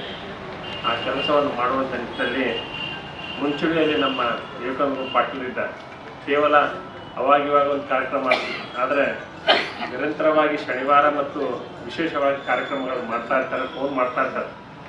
10% ಪಾಟೀಲರಂತೂ ಹಗಲೇ ಕಾರ್ಯಕ್ರಮ ಬನ್ನಿ ಸರ್ ನಾನು ಅದರ ಬಿಡುವು ಮಾಡ್ಕೊಂಡು ಬರ್ತಾ ಇರ್ತೀನಿ. ಆದರೆ ಭಾಳ ಒಳ್ಳೆಯ ಕೆಲಸಗಳು ನಡೀತಾ ಇರ್ತವೆ. ಆ ಕೆಲಸಗಳು ಗುರುತಿಸಬೇಕಾದ್ರೆ ಅಂಥ ವ್ಯಕ್ತಿಗಳನ್ನು, ಸಂಪನ್ಮೂಲ ವ್ಯಕ್ತಿಗಳನ್ನು ತರೋದು ಭಾಳ ಕಷ್ಟ ಆಗ್ತದೆ. ಎಷ್ಟೋ ವಿಚಾರಗಳು ಗೊತ್ತಾಗೋದಿಲ್ಲ. ಸಾವಿತ್ರಿಬಾಯಿ ಫುಲೆ ಅವ್ರ ಬಗ್ಗೆ ಮಾತಾಡಿದ್ದು ನೋಡಿದರೆ ಅವ್ರು ಯಾವ ರೀತಿ ಶಿಕ್ಷಣಕ್ಕೆ ಕೊಡುಗೆಯನ್ನು ಕೊಟ್ಟರು, ತಮ್ಮನ್ನು ತಾವು ಯಾವ ರೀತಿ ತೊಡಗಿಸಿಕೊಂಡ್ರು, ಅವತ್ತಿನ ದಿನಮಾನದಲ್ಲಿ ಆದಂಥ ಅವಮಾನಗಳನ್ನು ಸಹಿಸಿಕೊಂಡು ಶಿಕ್ಷಣ ಕ್ರಾಂತಿಯನ್ನು ಮಾಡಿದಂಥ ನಮ್ಮ ಚೈತ್ರ ಅವರು ಹೇಳಿದಾಗ ಭಾಳ ಆ ದಿನಮಾನದಲ್ಲಿ ಎಷ್ಟೊಂದು ತೊಂದರೆ ಇತ್ತು. ಇವತ್ತಿಷ್ಟು ಟೆಕ್ನಾಲಜಿ ಬೆಳೆದಿದೆ, ಮಾಧ್ಯಮಗಳು ಬೆಳೆದಿದೆ, ಆಮೇಲೆ ಶಿಕ್ಷಣ ಕೊಡಲಿಕ್ಕೆ ಎಷ್ಟೋ ಸಂಪನ್ಮೂಲಗಳಿದೆ. ಆವತ್ತಿನ ದಿನಮಾನದಲ್ಲಿ ಏನೂ ಸಂಪನ್ಮೂಲಗಳು ಇರಲಿಲ್ಲ. ಬಸವಣ್ಣವರು ಸಹಿತ ಎಷ್ಟು ತೊಂದರೆ ನಡೆಸ್ಕೊಂಡ್ರು. ಅವಾಗ ಎಷ್ಟೋ ಶಾಸನಗಳನ್ನು ಇವತ್ತು ನಾನು ಓದ್ತಾ ಇದ್ದೆ. ಹೋಗು ಹಳಕಟ್ಟಿಯವ್ರ ಬಗ್ಗೆ. ಹೋಗು ಹಳಕಟ್ಟಿಯವರು ತಾವು ತಮ್ಮ ಒಂದು ಸೇವೆಯನ್ನು ರಿಟರ್ನ್ ಮಾಡಿ ತಮ್ಮ ಹಣವನ್ನೆಲ್ಲ ಇವು ವಚನ ಸಾಹಿತ್ಯಗಳನ್ನು ಕಲೆಕ್ಟ್ ಮಾಡಿದರು. ಜೊತೆಗೆ ಹರದಂಗಿ ಹಾಕ್ಕೊಂಡು ಗೊತ್ತಾಗಬಾರಂತ ಕೋಟ್ ಹಾಕ್ಕೊಂಡು ಅಡ್ಡಾಡಿದರು. ಅಂದರೆ ಎಷ್ಟೊಂದು ಅವರಿಗೆ ಶಾಸನ ಅಥವಾ ವಚನಗಳ ಬಗ್ಗೆ, ತಮ್ಮ ಸಾಹಿತ್ಯ ಬಗ್ಗೆ ಎಷ್ಟು ಪ್ರೀತಿಸ್ತಿದ್ರು ಅನ್ನೋದನ್ನು ನಾವು ಇಂಥವ್ರನ್ನೆಲ್ಲ ನೋಡಿ ನಾವು ಕಲಿಬೇಕು. ಇಂಥ ವಿಚಾರಗಳನ್ನು ಇವತ್ತು ನಮ್ಮ ಕನ್ನಡ ಜಿಲ್ಲಾ ಪರಿಷತ್ ವತಿಯಿಂದ, ಕನ್ನಡ ಸಾಹಿತ್ಯ ಪರಿಷತ್ತಿನಿಂದ ಬರ್ತಾ ಇರೋದು ಬಹಳ ಸೂಕ್ತ ಮತ್ತು ಅಭಿಮಾನ ಸಂಖ್ಯೆ. ಇಂಥ ಕಾರ್ಯಕ್ರಮಗಳು ನಿರಂತರವಾಗಿ ನಡೀಲಿ. ಅವರ ಕಾವ್ಯದ ಮೂಲಕ ನೆನಪಿಸ್ಕೊಳ್ತಕ್ಕಂಥದ್ದು. ಎರಡನೇದು ಅಷ್ಟೇ ಮಹತ್ವದ್ದು, ಮಹಿಳೆಯರಿಗೆ ಮತ್ತು ನಿಮ್ನ ವರ್ಗದವರಿಗೆ ಶಿಕ್ಷಣವನ್ನು ದಯಪಾಲಿಸಿರ್ತಕ್ಕಂಥ ಅಕ್ಷರದವ ಸಾವಿತ್ರಿಬಾಯಿ ಫುಲೆ ಅವರ ಜಯಂತಿ ಅಂಗವಾಗಿ ನಡೆದಿರ್ತಕ್ಕಂಥ ಈ ಕಾರ್ಯಕ್ರಮದೊಳಗೆ ಸಾವಿತ್ರಿಬಾಯಿ ಫುಲೆ ಅವರ ಕುರಿತಾಗಿ ಭಾಳ ಚಿಂತನಶೀಲ ಮಾತುಗಳನ್ನು ಆಡಿರ್ತಕ್ಕಂಥ ನಮ್ಮ ಗ್ರಾಮೀಣಾಭಿವೃದ್ಧಿ ವಿಶ್ವವಿದ್ಯಾಲಯದಲ್ಲಿ ಉಪನ್ಯಾಸಕರಾಗಿ ಸೇವೆಯನ್ನು ಸಲ್ಲಿಸ್ತಾ ಇರತಕ್ಕಂಥ ಸಹೋದರಿ ಡಾಕ್ಟರ್ ಚೈತ್ರಾ ಅವರೇ, ಹಾಗೆಯೇ ಇವತ್ತಿನ ಈ ಕಾರ್ಯಕ್ರಮದಲ್ಲಿ ಗಮಕದ ಮೂಲಕ ನಮಗೆ ಕುಮಾರವ್ಯಾಸನನ್ನು ಈ ಅಂಗಳಕ್ಕೆ ತರ್ತಕ್ಕಂಥ ಒಂದು ಪ್ರಯತ್ನವನ್ನು ಮಾಡಲಿಕ್ಕೆ ಆಗಮಿಸಿರ್ತಕ್ಕಂಥ ಕುಮಾರಿ ಐಶ್ವರ್ಯ ಅವರೇ, ಹಿರಿಯರಾಗಿರ್ತಕ್ಕಂಥ ಶ್ರೀ ವಾಸುದೇವಾಚಾರ್ಯ ಹುಲಿಯವರೇ, ಈ ಒಂದು ಕಾರ್ಯಕ್ರಮಕ್ಕೆ ಕಾರಣೀಕರ್ತರಾಗಿರ್ತಕ್ಕಂಥ ನಮ್ಮ ಅತ್ಯಂತ ಆತ್ಮೀಯರು, ಪ್ರೀತಿಗೆ ಪಾತ್ರರಾಗಿರ್ತಕ್ಕಂಥ ವಿದ್ಯಾನಿಧಿ ಪ್ರಕಾಶನದ ಮುಖ್ಯಸ್ಥರಾಗಿರ್ತಕ್ಕಂಥ ಶ್ರೀ ಜಯದೇವ್ ಮೆಣಸಿಗೆಯವರೇ, ವೇದಿಕೆ ಮೇಲೆ ಆಶ್ರಯರಾಗಿರ್ತಕ್ಕಂಥ ಎಲ್ಲ ನಮ್ಮ ಪದಾಧಿಕಾರಿಗಳೇ, ಎಲ್ಲಕ್ಕೂ ಮಿಗಿಲಾಗಿ ಇಲ್ಲಿ ಸಮ್ಮಿಲಿತರಾಗಿರ್ತಕ್ಕಂಥ ಸಹೃದಯ ಬಂಧುಗಳು. ಬಹುಶಃ ಗದಗ ಅಂದ ಕೂಡಲೇ ನಾವು ಹೊರಗೆ ಹೋದಾಗ ಮೊದಲೇದಾಗಿ ಹೇಳೋದು ಏನಪ್ಪ ಅಂದ್ರೆ, ನೀವು ಕುಮಾರವ್ಯಾಸನ ನಾಡಿನವರು ಅಂತೇಳಿ. ಕುಮಾರವ್ಯಾಸ ಅಂದ್ರೆ ಕನ್ನಡದ ಸಾಹಿತ್ಯ ಚರಿತ್ರೆಯನ್ನು ಹೊರತುಪಡಿಸಿ ಮಾತನಾಡದೇ ಇರತಕ್ಕಂಥ ಒಬ್ಬ ವ್ಯಕ್ತಿ ಅಂತ. ಅಂದ್ರೆ ಅತಿಲ್ಲ ಅಂದ್ರೆ ಸಾಹಿತ್ಯ ಇಲ್ಲ ಅನ್ನೋ ಲೆಕ್ಕಕ್ಕೆ ಕನ್ನಡದ ಸಾಹಿತ್ಯದೊಳಗೆ ಅತ್ಯಂತ ಮೇರು ವ್ಯಕ್ತಿತ್ವದ ಒಬ್ಬ ಕವಿ ಯಾರಪ್ಪ ಅಂದ್ರೆ ಕುಮಾರವ್ಯಾಸ ಅಂತೇಳಿ. ಬಹುಶಃ ನಾವು ಆ ಒಂದು ಪರಿಸರದವರು ಅಂತೇಳಿ ಹೇಳ್ಕೊಳ್ಳಿಕ್ಕೆ ನಮಗೆ ಭಾಳ ಹೆಮ್ಮೆ. ಮತ್ತು ನಮಗೊಂದು ಏನು ಹೆಮ್ಮೆ ಅಂದ್ರೆ, ಸಾಹಿತ್ಯದ ಸಂದರ್ಭದೊಳಗೆ ನಾವು ಭಾಳ ಹೆಚ್ಚಿನವರು ಅಂಥೇಳಿ, ಯಾರಾದ್ರೂ ಇಲ್ಲರಿ ನಾವು ಹೆಚ್ಚಿನವರು ಅಂದಾಗ, ಇಲ್ಲ ನಾವ ದೊಡ್ಡವ್ರಿ ಅಂತೇಳಿ ಏನಾದರೂ ಒಂದು ಅದಕ್ಕೆ ಅಧಿಕೃತವಾಗಿ ಹೇಳಿಕೆ ಇರ್ತಕ್ಕಂಥದ್ದು ಏನಪ್ಪ ಅಂದ್ರೆ ನಮ್ಗೆ ಕುಮಾರವ್ಯಾಸ ರಚನೆ ಮಾಡಿರ್ತಕ್ಕಂಥ ಗದಗಿನ ಭಾರತ. ಆ ಹಿನ್ನೆಲೆ ಒಳಗೆ ಅಂತ ಒಬ್ಬ ಮಹತ್ವದ ಕವಿಯನ್ನು ನೆನಪಿಸ್ಕೊಳ್ತಕ್ಕಂಥದ್ದು. ಅದಕ್ಕೆ ಕುವೆಂಪುರವ್ರು ಹೇಳ್ತಾರೆ, ಕುಮಾರವ್ಯಾಸನು ಹಾಡಿದನೆಂದರೆ ಕಲಿಯುಗ ದ್ವಾಪರವಾಗುವುದು ಅಂತೇಳಿ, ಭಾರತ ಕಣ್ಣಲ್ಲಿ ಕುಣಿಯುವುದು ಅಂತೇಳಿ.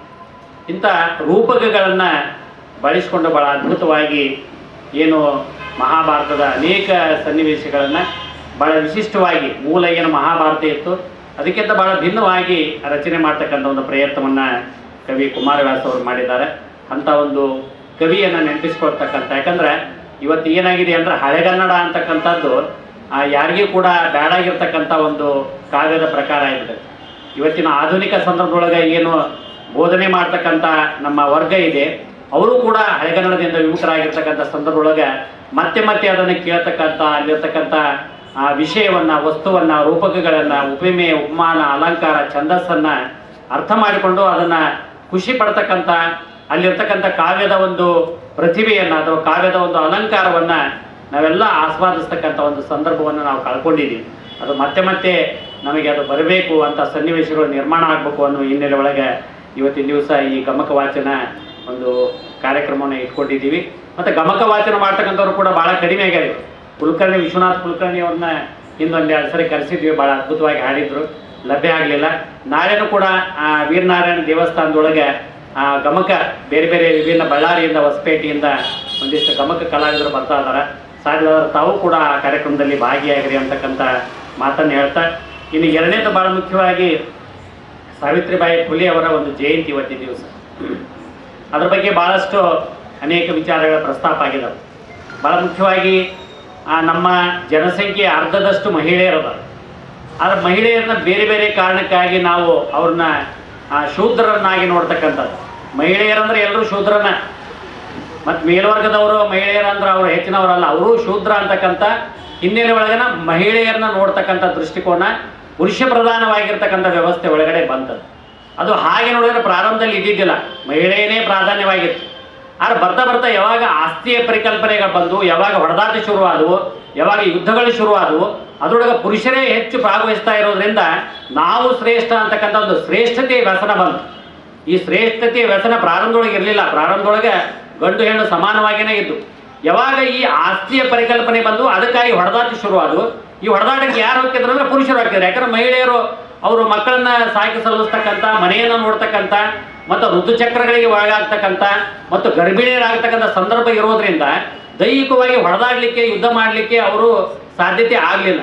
ಅದನ್ನೇ ಪುರುಷರು ಪ್ರಧಾನವಾಗಿ ಇಟ್ಕೊಂಡು ನೀವು ಅಬಲೆಯರು, ನೀವು ಶಕ್ತಿಹೀನರು, ನೀವು ಕೆಲಸಕ್ಕೆ ಬಾರದವರು, ಈ ಥರದ ಸಂಗತಿಗಳೆಲ್ಲ ಈ ಸಾಮಾಜಿಕ ವ್ಯವಸ್ಥೆ ಒಳಗೆ ಅದು ಮನೆ ಮಾಡಿ ಎಲ್ಲ ಮಹಿಳೆಯರು ಶೂದ್ರರು ಅನ್ನೋ ರೀತಿ ಒಳಗೆ ಅದು ಪರಿಗಣಿತವಾಗಿರ್ತಕ್ಕಂಥ ಸಂದರ್ಭದೊಳಗೆ ಶಿಕ್ಷಣವೊಂದೇ ನಮ್ಮನ್ನು ಮೇಲೆತ್ತಲಿಕ್ಕೆ ಇರ್ತಕ್ಕಂಥ ಒಂದು ಸಾಧನ ಅಂತಕ್ಕಂಥದ್ದನ್ನು ನಮ್ಮ ಸಾವಿತ್ರಿಬಾಯಿ ಫುಲೆಯವರು ಅರ್ಥ ಮಾಡಿಕೊಂಡು ಅದಕ್ಕೆ ಒಂದು ಪೂರಕವಾಗಿರ್ತಕ್ಕಂಥ ವಾತಾವರಣವನ್ನು ಈ ಒಂದು ಸಮಾಜದೊಳಗೆ ನಿರ್ಮಾಣ ಮಾಡಿರೋ ಹಿನ್ನೆಲೆ ಒಳಗೆ ನಾವೆಲ್ಲರೂ ಕೂಡ ಅವರಿಗೆ ಚಿರಋಣಿಯಾಗಿರ್ಬೇಕು. ಯಾಕಂದ್ರೆ ಈಗ ಒಂದು ನೀವು ಸಾಮಾನ್ಯವಾಗಿ ಯಾರ ಡಾಕ್ಟರ್ಗೆ ಕೇಳ್ರಿ, ಈ ಮೆದುಳಿನ ಬಗ್ಗೆ ಇರ್ತಕ್ಕಂಥವ್ರು ಹೆಚ್ಚು ಸಾಮರ್ಥ್ಯ ಇರೋದು ಯಾರಪ್ಪ ಅಂದ್ರೆ ಪುರುಷರಿಗಿಂತ ಮಹಿಳೆಯರು.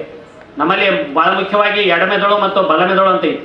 ಇವು ಎರಡೂ ಕೂಡ ಹೆಚ್ಚು ಕೆಲಸ ಮಾಡೋದು ಎಲ್ಲಿಪ್ಪ ಅಂದ್ರೆ ಮಹಿಳೆಯರಲ್ಲಿ ಅಂತೇಳಿ. ಆದ್ರಿಂದ ಶಿಕ್ಷಣ ಅವರಿಗೆ ದೊರೀತಪ್ಪ ಅಂದ್ರೆ ಅವರು ಈ ಆರ್ಥಿಕ ಉತ್ಪನ್ನದ ಚಟುವಟಿಕೆಗಳಲ್ಲಿ ತೊಡಗಿಕೊಟ್ರಪ್ಪ ಅಂದ್ರೆ ದೇಶ ಆರ್ಥಿಕವಾಗಿ ಸಬಲ ಆಗ್ತದೆ. ಈಗ ನಾವು ಯಾರು ಸೂಪರ್ ಪವರ್ ಅಂತೀವಿ ಅಂದ್ರೆ ಯಾರು ಆರ್ಥಿಕವಾಗಿ ಸಬಲರದಾರ ಅವರು ಸೂಪರ್ ಪವರ್. ಅಮೇರಿಕ ಯಾಕಂದ್ರೆ ಅಮೇರಿಕದ ರೊಕ್ಕ ಐತಿ, ಅವ್ರು ದನ ಕಾಯಕೋ ಹೆಲಿಕಾಪ್ಟರ್ ತೊಗೊಂಡೋಗ್ತಾರ, ದನ ಕಾಯ ಕಾರ್ ತೊಗೊಂಡೋಗ್ತಾರ, ಮುಸೃತಿಕಾಯಿ ಕಾರ್ ತೊಗೊಂಡೋಗ್ತಾರ, ಅದಕ್ಕೆ ಅವರು ಶ್ರೇಷ್ಠರಾಗ್ಯಾರ. ಹಂಗೆ ಕಾರ್ ಇಲ್ಲದೆ ಬಂದವ್ರಿಗೆ ರೊಕ್ಕ ಐತಿ, ಅವ್ರ ಕಡೆ ರೊಕ್ಕ ಇಲ್ಲದೆ ಬರ್ತೈತಿ, ಶಿಕ್ಷಣ ಬರಬೇಕು. ಆ ಹಿನ್ನೆಲೆ ಒಳಗೆ ನಮ್ಮ ಮಹಿಳೆಯರಲ್ಲಿ ಏನು ಶಕ್ತಿ ಸಾಮರ್ಥ್ಯಗಳದಾವು ಅದು ಒಂದು ಉತ್ಪನ್ನವಾಗಿ ಅದು ಬರಬೇಕು. ಅದು ಕೇವಲ ಮನೆಗಷ್ಟೇ ಅದು ಸೀಮಿತ ಆಗಲಾರ್ದನ ಅದೊಂದು ಆರ್ಥಿಕ ಉತ್ಪನ್ನವಾಗಿ ಬರಬೇಕು ಅಂದಾಗ ಅದಕ್ಕೆ ಶಿಕ್ಷಣ ಬೇಕಾಗ್ತದೆ. ಆ ಶಿಕ್ಷಣದ ಹಿನ್ನೆಲೆ ಒಳಗೆ ಸಮಾಜ ಸುಧಾರಣೆ, ಮನೆ ಸುಧಾರಣೆ ಆಗ್ತೈತಿ, ಸಮಾಜ ಸುಧಾರಣೆ ಆಗ್ತೈತಿ, ದೇಶ ಸುಧಾರಣೆ ಆಗ್ತೈತಿ. ನಾವು ನಂಬರ್ 1 ಹಾಕಿವಿ. ನಾವು ನಂಬರ್ 1 ಯಾಕಾಗಿಲ್ಲಪ್ಪ ಅಂದ್ರೆ ನಮಗೆ ಎಲ್ರಿಗೂ ಶಿಕ್ಷಣ ನಾವು ಕೊಡಲಿಲ್ಲ. ಆ ಹಿನ್ನೆಲೆ ಒಳಗೆ ಶಿಕ್ಷಣ ಎಲ್ಲಿಗೆ ಸಿಗಬೇಕು, ಅವರಲ್ಲಿ ಇರ್ತಕ್ಕಂಥ ಸಾಮರ್ಥ್ಯ ಹೊರಗೆ ಬರಬೇಕು.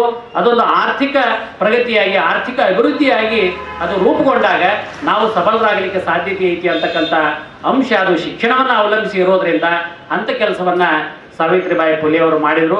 ಅದ್ರ ಜೊತೆಗೆ ಅವರು ಕವಿಗಳು, ನಾವು ಭಾಳ ಹೆಮ್ಮೆ ಸಾಹಿತ್ಯ ಪರಿಷತ್ತವ್ರು ಏನು ಹೇಳ್ಬೇಕಾದ್ರೆ ಭಾಳಷ್ಟು ಕವಿತೆಗಳನ್ನ ಬರ್ದಾರ. ಬಹುಶಃ ಅವರ ಮುಂದಿನ ಸಂದರ್ಭದೊಳಗೆ ಅವ್ರು ಏನು ಕವಿತೆಗಳು ಬರ್ದಾರ ಅನ್ನೋದ್ರ ಬಗ್ಗೆನೂ ಕೂಡ ನಾವು ಆ ಬಗ್ಗೆ ಒಂದು ಚರ್ಚೆ ಮಾಡ್ಬೋದು. ಅವ್ರು ಕವಿಗಳಾಗಿದ್ರು, ಕವಿತೆಗಳನ್ನ ಬರೆದ್ರು. ನೋಡಿ, ಮೂಲತಃ ಅನಕ್ಷರಸ್ಥರವರು. ಜ್ಯೋತಿಬಾ ಫುಲೆ ಅವರಿಂದ ಅಕ್ಷರ ಕಲಿತು ಶಿಕ್ಷಕಿಯಾಗಿ ಶಾಲೆ ತೆಗೆದು ಇನ್ನೊಬ್ಬರಿಗೆ ಅಕ್ಷರಗಳನ್ನ ಕಲಿಸಿದ್ರು. ಆ ಹಿನ್ನೆಲೆ ಒಳಗೆ ಅವರು ಬೇರೆ ಬೇರೆ ಸಾಮಾಜಿಕ ಕೆಲಸಗಳನ್ನ ಅವರು ಕೂಡ ಮಾಡಿದರು. ಅದನ್ನೆಲ್ಲ ನಾವೆಲ್ಲ ಗಮನಿಸಿದ್ದೀವಿ. ಆ ಹಿನ್ನೆಲೆ ಒಳಗೆ ನಾವು ಈ ಒಂದು ಸಂದರ್ಭದೊಳಗೆ ಏನು ಮಹಿಳೆ ಮತ್ತು ಪುರುಷರು ಅಂತಕ್ಕಂಥ ತಾರತಮ್ಯ ಇದೆ, ಲಿಂಗ ಅಸಮಾನತೆ ಇದೆ, ಆ ಲಿಂಗ ಸಮಾನತೆಯನ್ನು ತರುವ ಹಿನ್ನೆಲೆ ಒಳಗೆ ಸಾವಿತ್ರಿಬಾಯಿ ಫುಲೆ ಅಂತವ್ರನ್ನ ನಾವು ಸದಾ ನೆನೆಸ್ಬೇಕು ಮತ್ತು ಅವ್ರು ಮಾಡಿರ್ತಕ್ಕಂಥ ಕೆಲಸಗಳಲ್ಲಿ ನಾವು ಸದಾ ಮುನ್ನುಗ್ಗಬೇಕು ಅಂತಕ್ಕಂಥ ಮಾತನ್ನು ಹೇಳ್ತಾ, ಇವತ್ತಿನ ದಿವಸ ಜಯದೇವ್ ಮೆಣಸಿ ಅವರು ನಮ್ಗೆ ಭಾಳ ಆ ಕಾಲದಿಂದಲೂ ಕೂಡ, ನಾನು ಪರಿಷತ್ತಿನ ಕಾರ್ಯದರ್ಶಿ ಆಗಿದ್ದಾಗೇನೂ ಕೂಡ ಅವರು ನಾವು ಏನೇ ಹೇಳಿದರೂ ಕೂಡ ನಮಗೆ ಎಲ್ಲ ರೀತಿಯ ಸಹಾಯ ಸಹಕಾರವನ್ನು ಅವ್ರು ಮಾಡ್ತಾ ಬಂದಿದ್ದಾರೆ. ಸಮ್ಮೇಳನ ಮಾಡ್ತೀವಿ ಅಂದಾಗ ಅವರು ಸಾಕಷ್ಟು ನಮ್ಗೆ ಪೆನ್ನು ಪ್ಯಾಡ್ಗಳನ್ನ ಕೊಟ್ಟಿದ್ದಾರೆ, ಫೈಲ್ಗಳನ್ನ ಕೊಟ್ಟಿದ್ದಾರೆ. ಏನು ಕೇಳ್ತೀವಿ ಯಾವುದಕ್ಕೂ ಅವರು ನಿರಾಕರಣೆಯನ್ನು ಮಾಡಿಲ್ಲ. ಅಂದರೆ ಸಾಹಿತ್ಯ ಅಂತಕ್ಕಂಥದ್ದು ಪೋಷಣೆಯ ಭಾಗ ಆಗಿರೋದ್ರಿಂದ ಅದನ್ನು ಅವರು ಸದಾ ಪೋಷಣೆ ಮಾಡ್ತಾ ಬಂದಿದ್ದಾರೆ. ಆ ಹಿನ್ನೆಲೆ ಒಳಗೆ ನಾವು ಕಳೆದ ಬಾರಿನೂ ಕೂಡ ಅವರಲ್ಲಿ ಹೇಳಿದ್ವಿ, ಏನಪ್ಪಾ ಅಂದ್ರೆ ಈ ದತ್ತಿ ನೀರಿನ ಸ್ವಲ್ಪ ಹೆಚ್ಚು ಮಾಡಿ ಪ್ರಕಾಶಕರದಾರ, ನಮ್ಮಲ್ಲಿ ಸಾಕಷ್ಟು ಜನ ಪ್ರಕಾಶಕರದಾರ, ಅವ್ರನ್ನ ಕರೆದು ಅವರಿಗೆ ಒಂದು ಪ್ರಶಸ್ತಿಯನ್ನು ಕೊಡ್ತಕ್ಕಂಥ ಹಿನ್ನೆಲೆ ಒಳಗೆ ನಾವು ಪ್ರಯತ್ನವನ್ನು ಮಾಡಿ ಅಂದಿದ್ವಿ. ಅದನ್ನು ಮಾಡೋಣ ಅಂತ ಹೇಳ್ಯಾರ.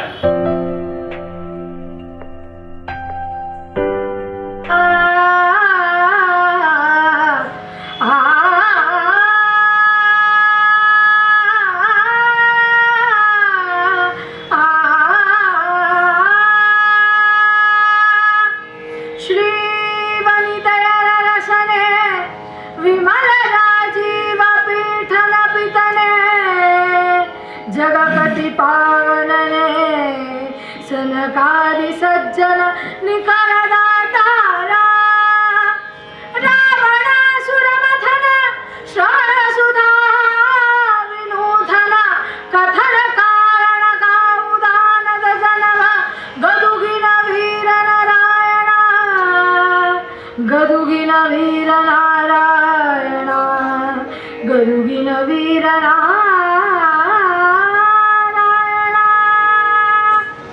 शरण संगो व्यसन भुजगाभरणने अमर किरीट मंडित चारु चरित्र निरुपम भाषिकी नेत्र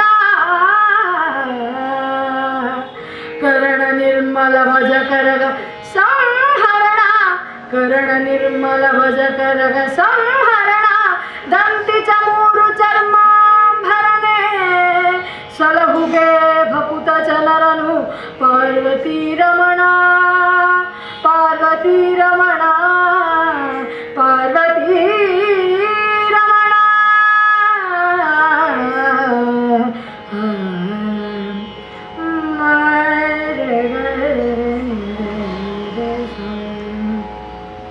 ತಿಳಿಯ ಹೇಳುವೆ ಕೃಷ್ಣ ಕಥೆಯನು ತಿಳಿಯ ಹೇಳುವೆ ಕೃಷ್ಣ ಕಥೆಯನು ತಿಳಿಯ ಹೇಳುವೆ ಕೃಷ್ಣ ಕಥೆಯನು ಇಳೆಯ ಜಾಣರು ಮೆಚ್ಚುವಂತೀರೇ ತಿಳಿಯ ಹೇಳುವೆ ಕೃಷ್ಣ ಕಥೆಯನು ಇಳೆಯ ಜಾಣರು ಮೆಚ್ಚುವಂತೀರೇ ನೆಲಗೆ ಪಂಚಮ ಶ್ರುತಿಯ ನೊರೆವೆನು ಕೃಷ್ಣ ಮೆಚ್ಚಲಿಕೆ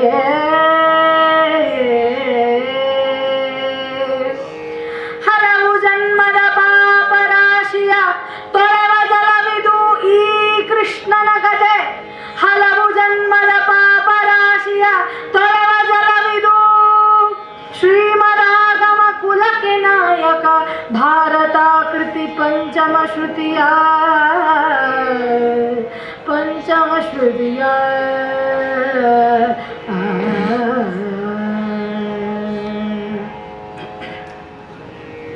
ಹೀಗೆ ಕುಮಾರವ್ಯಾಸ ಅಂತಕ್ಕಂಥವನು ಪ್ರಸಂಗದಲ್ಲಿ ನನ್ನ ಆರಾಧ್ಯ ದೇವನಾಗಿರ್ತಕ್ಕಂಥ ನಾರಾಯಣನ ಸ್ಮರಣ ಮಾಡ್ಕೊಳ್ತಾನೆ.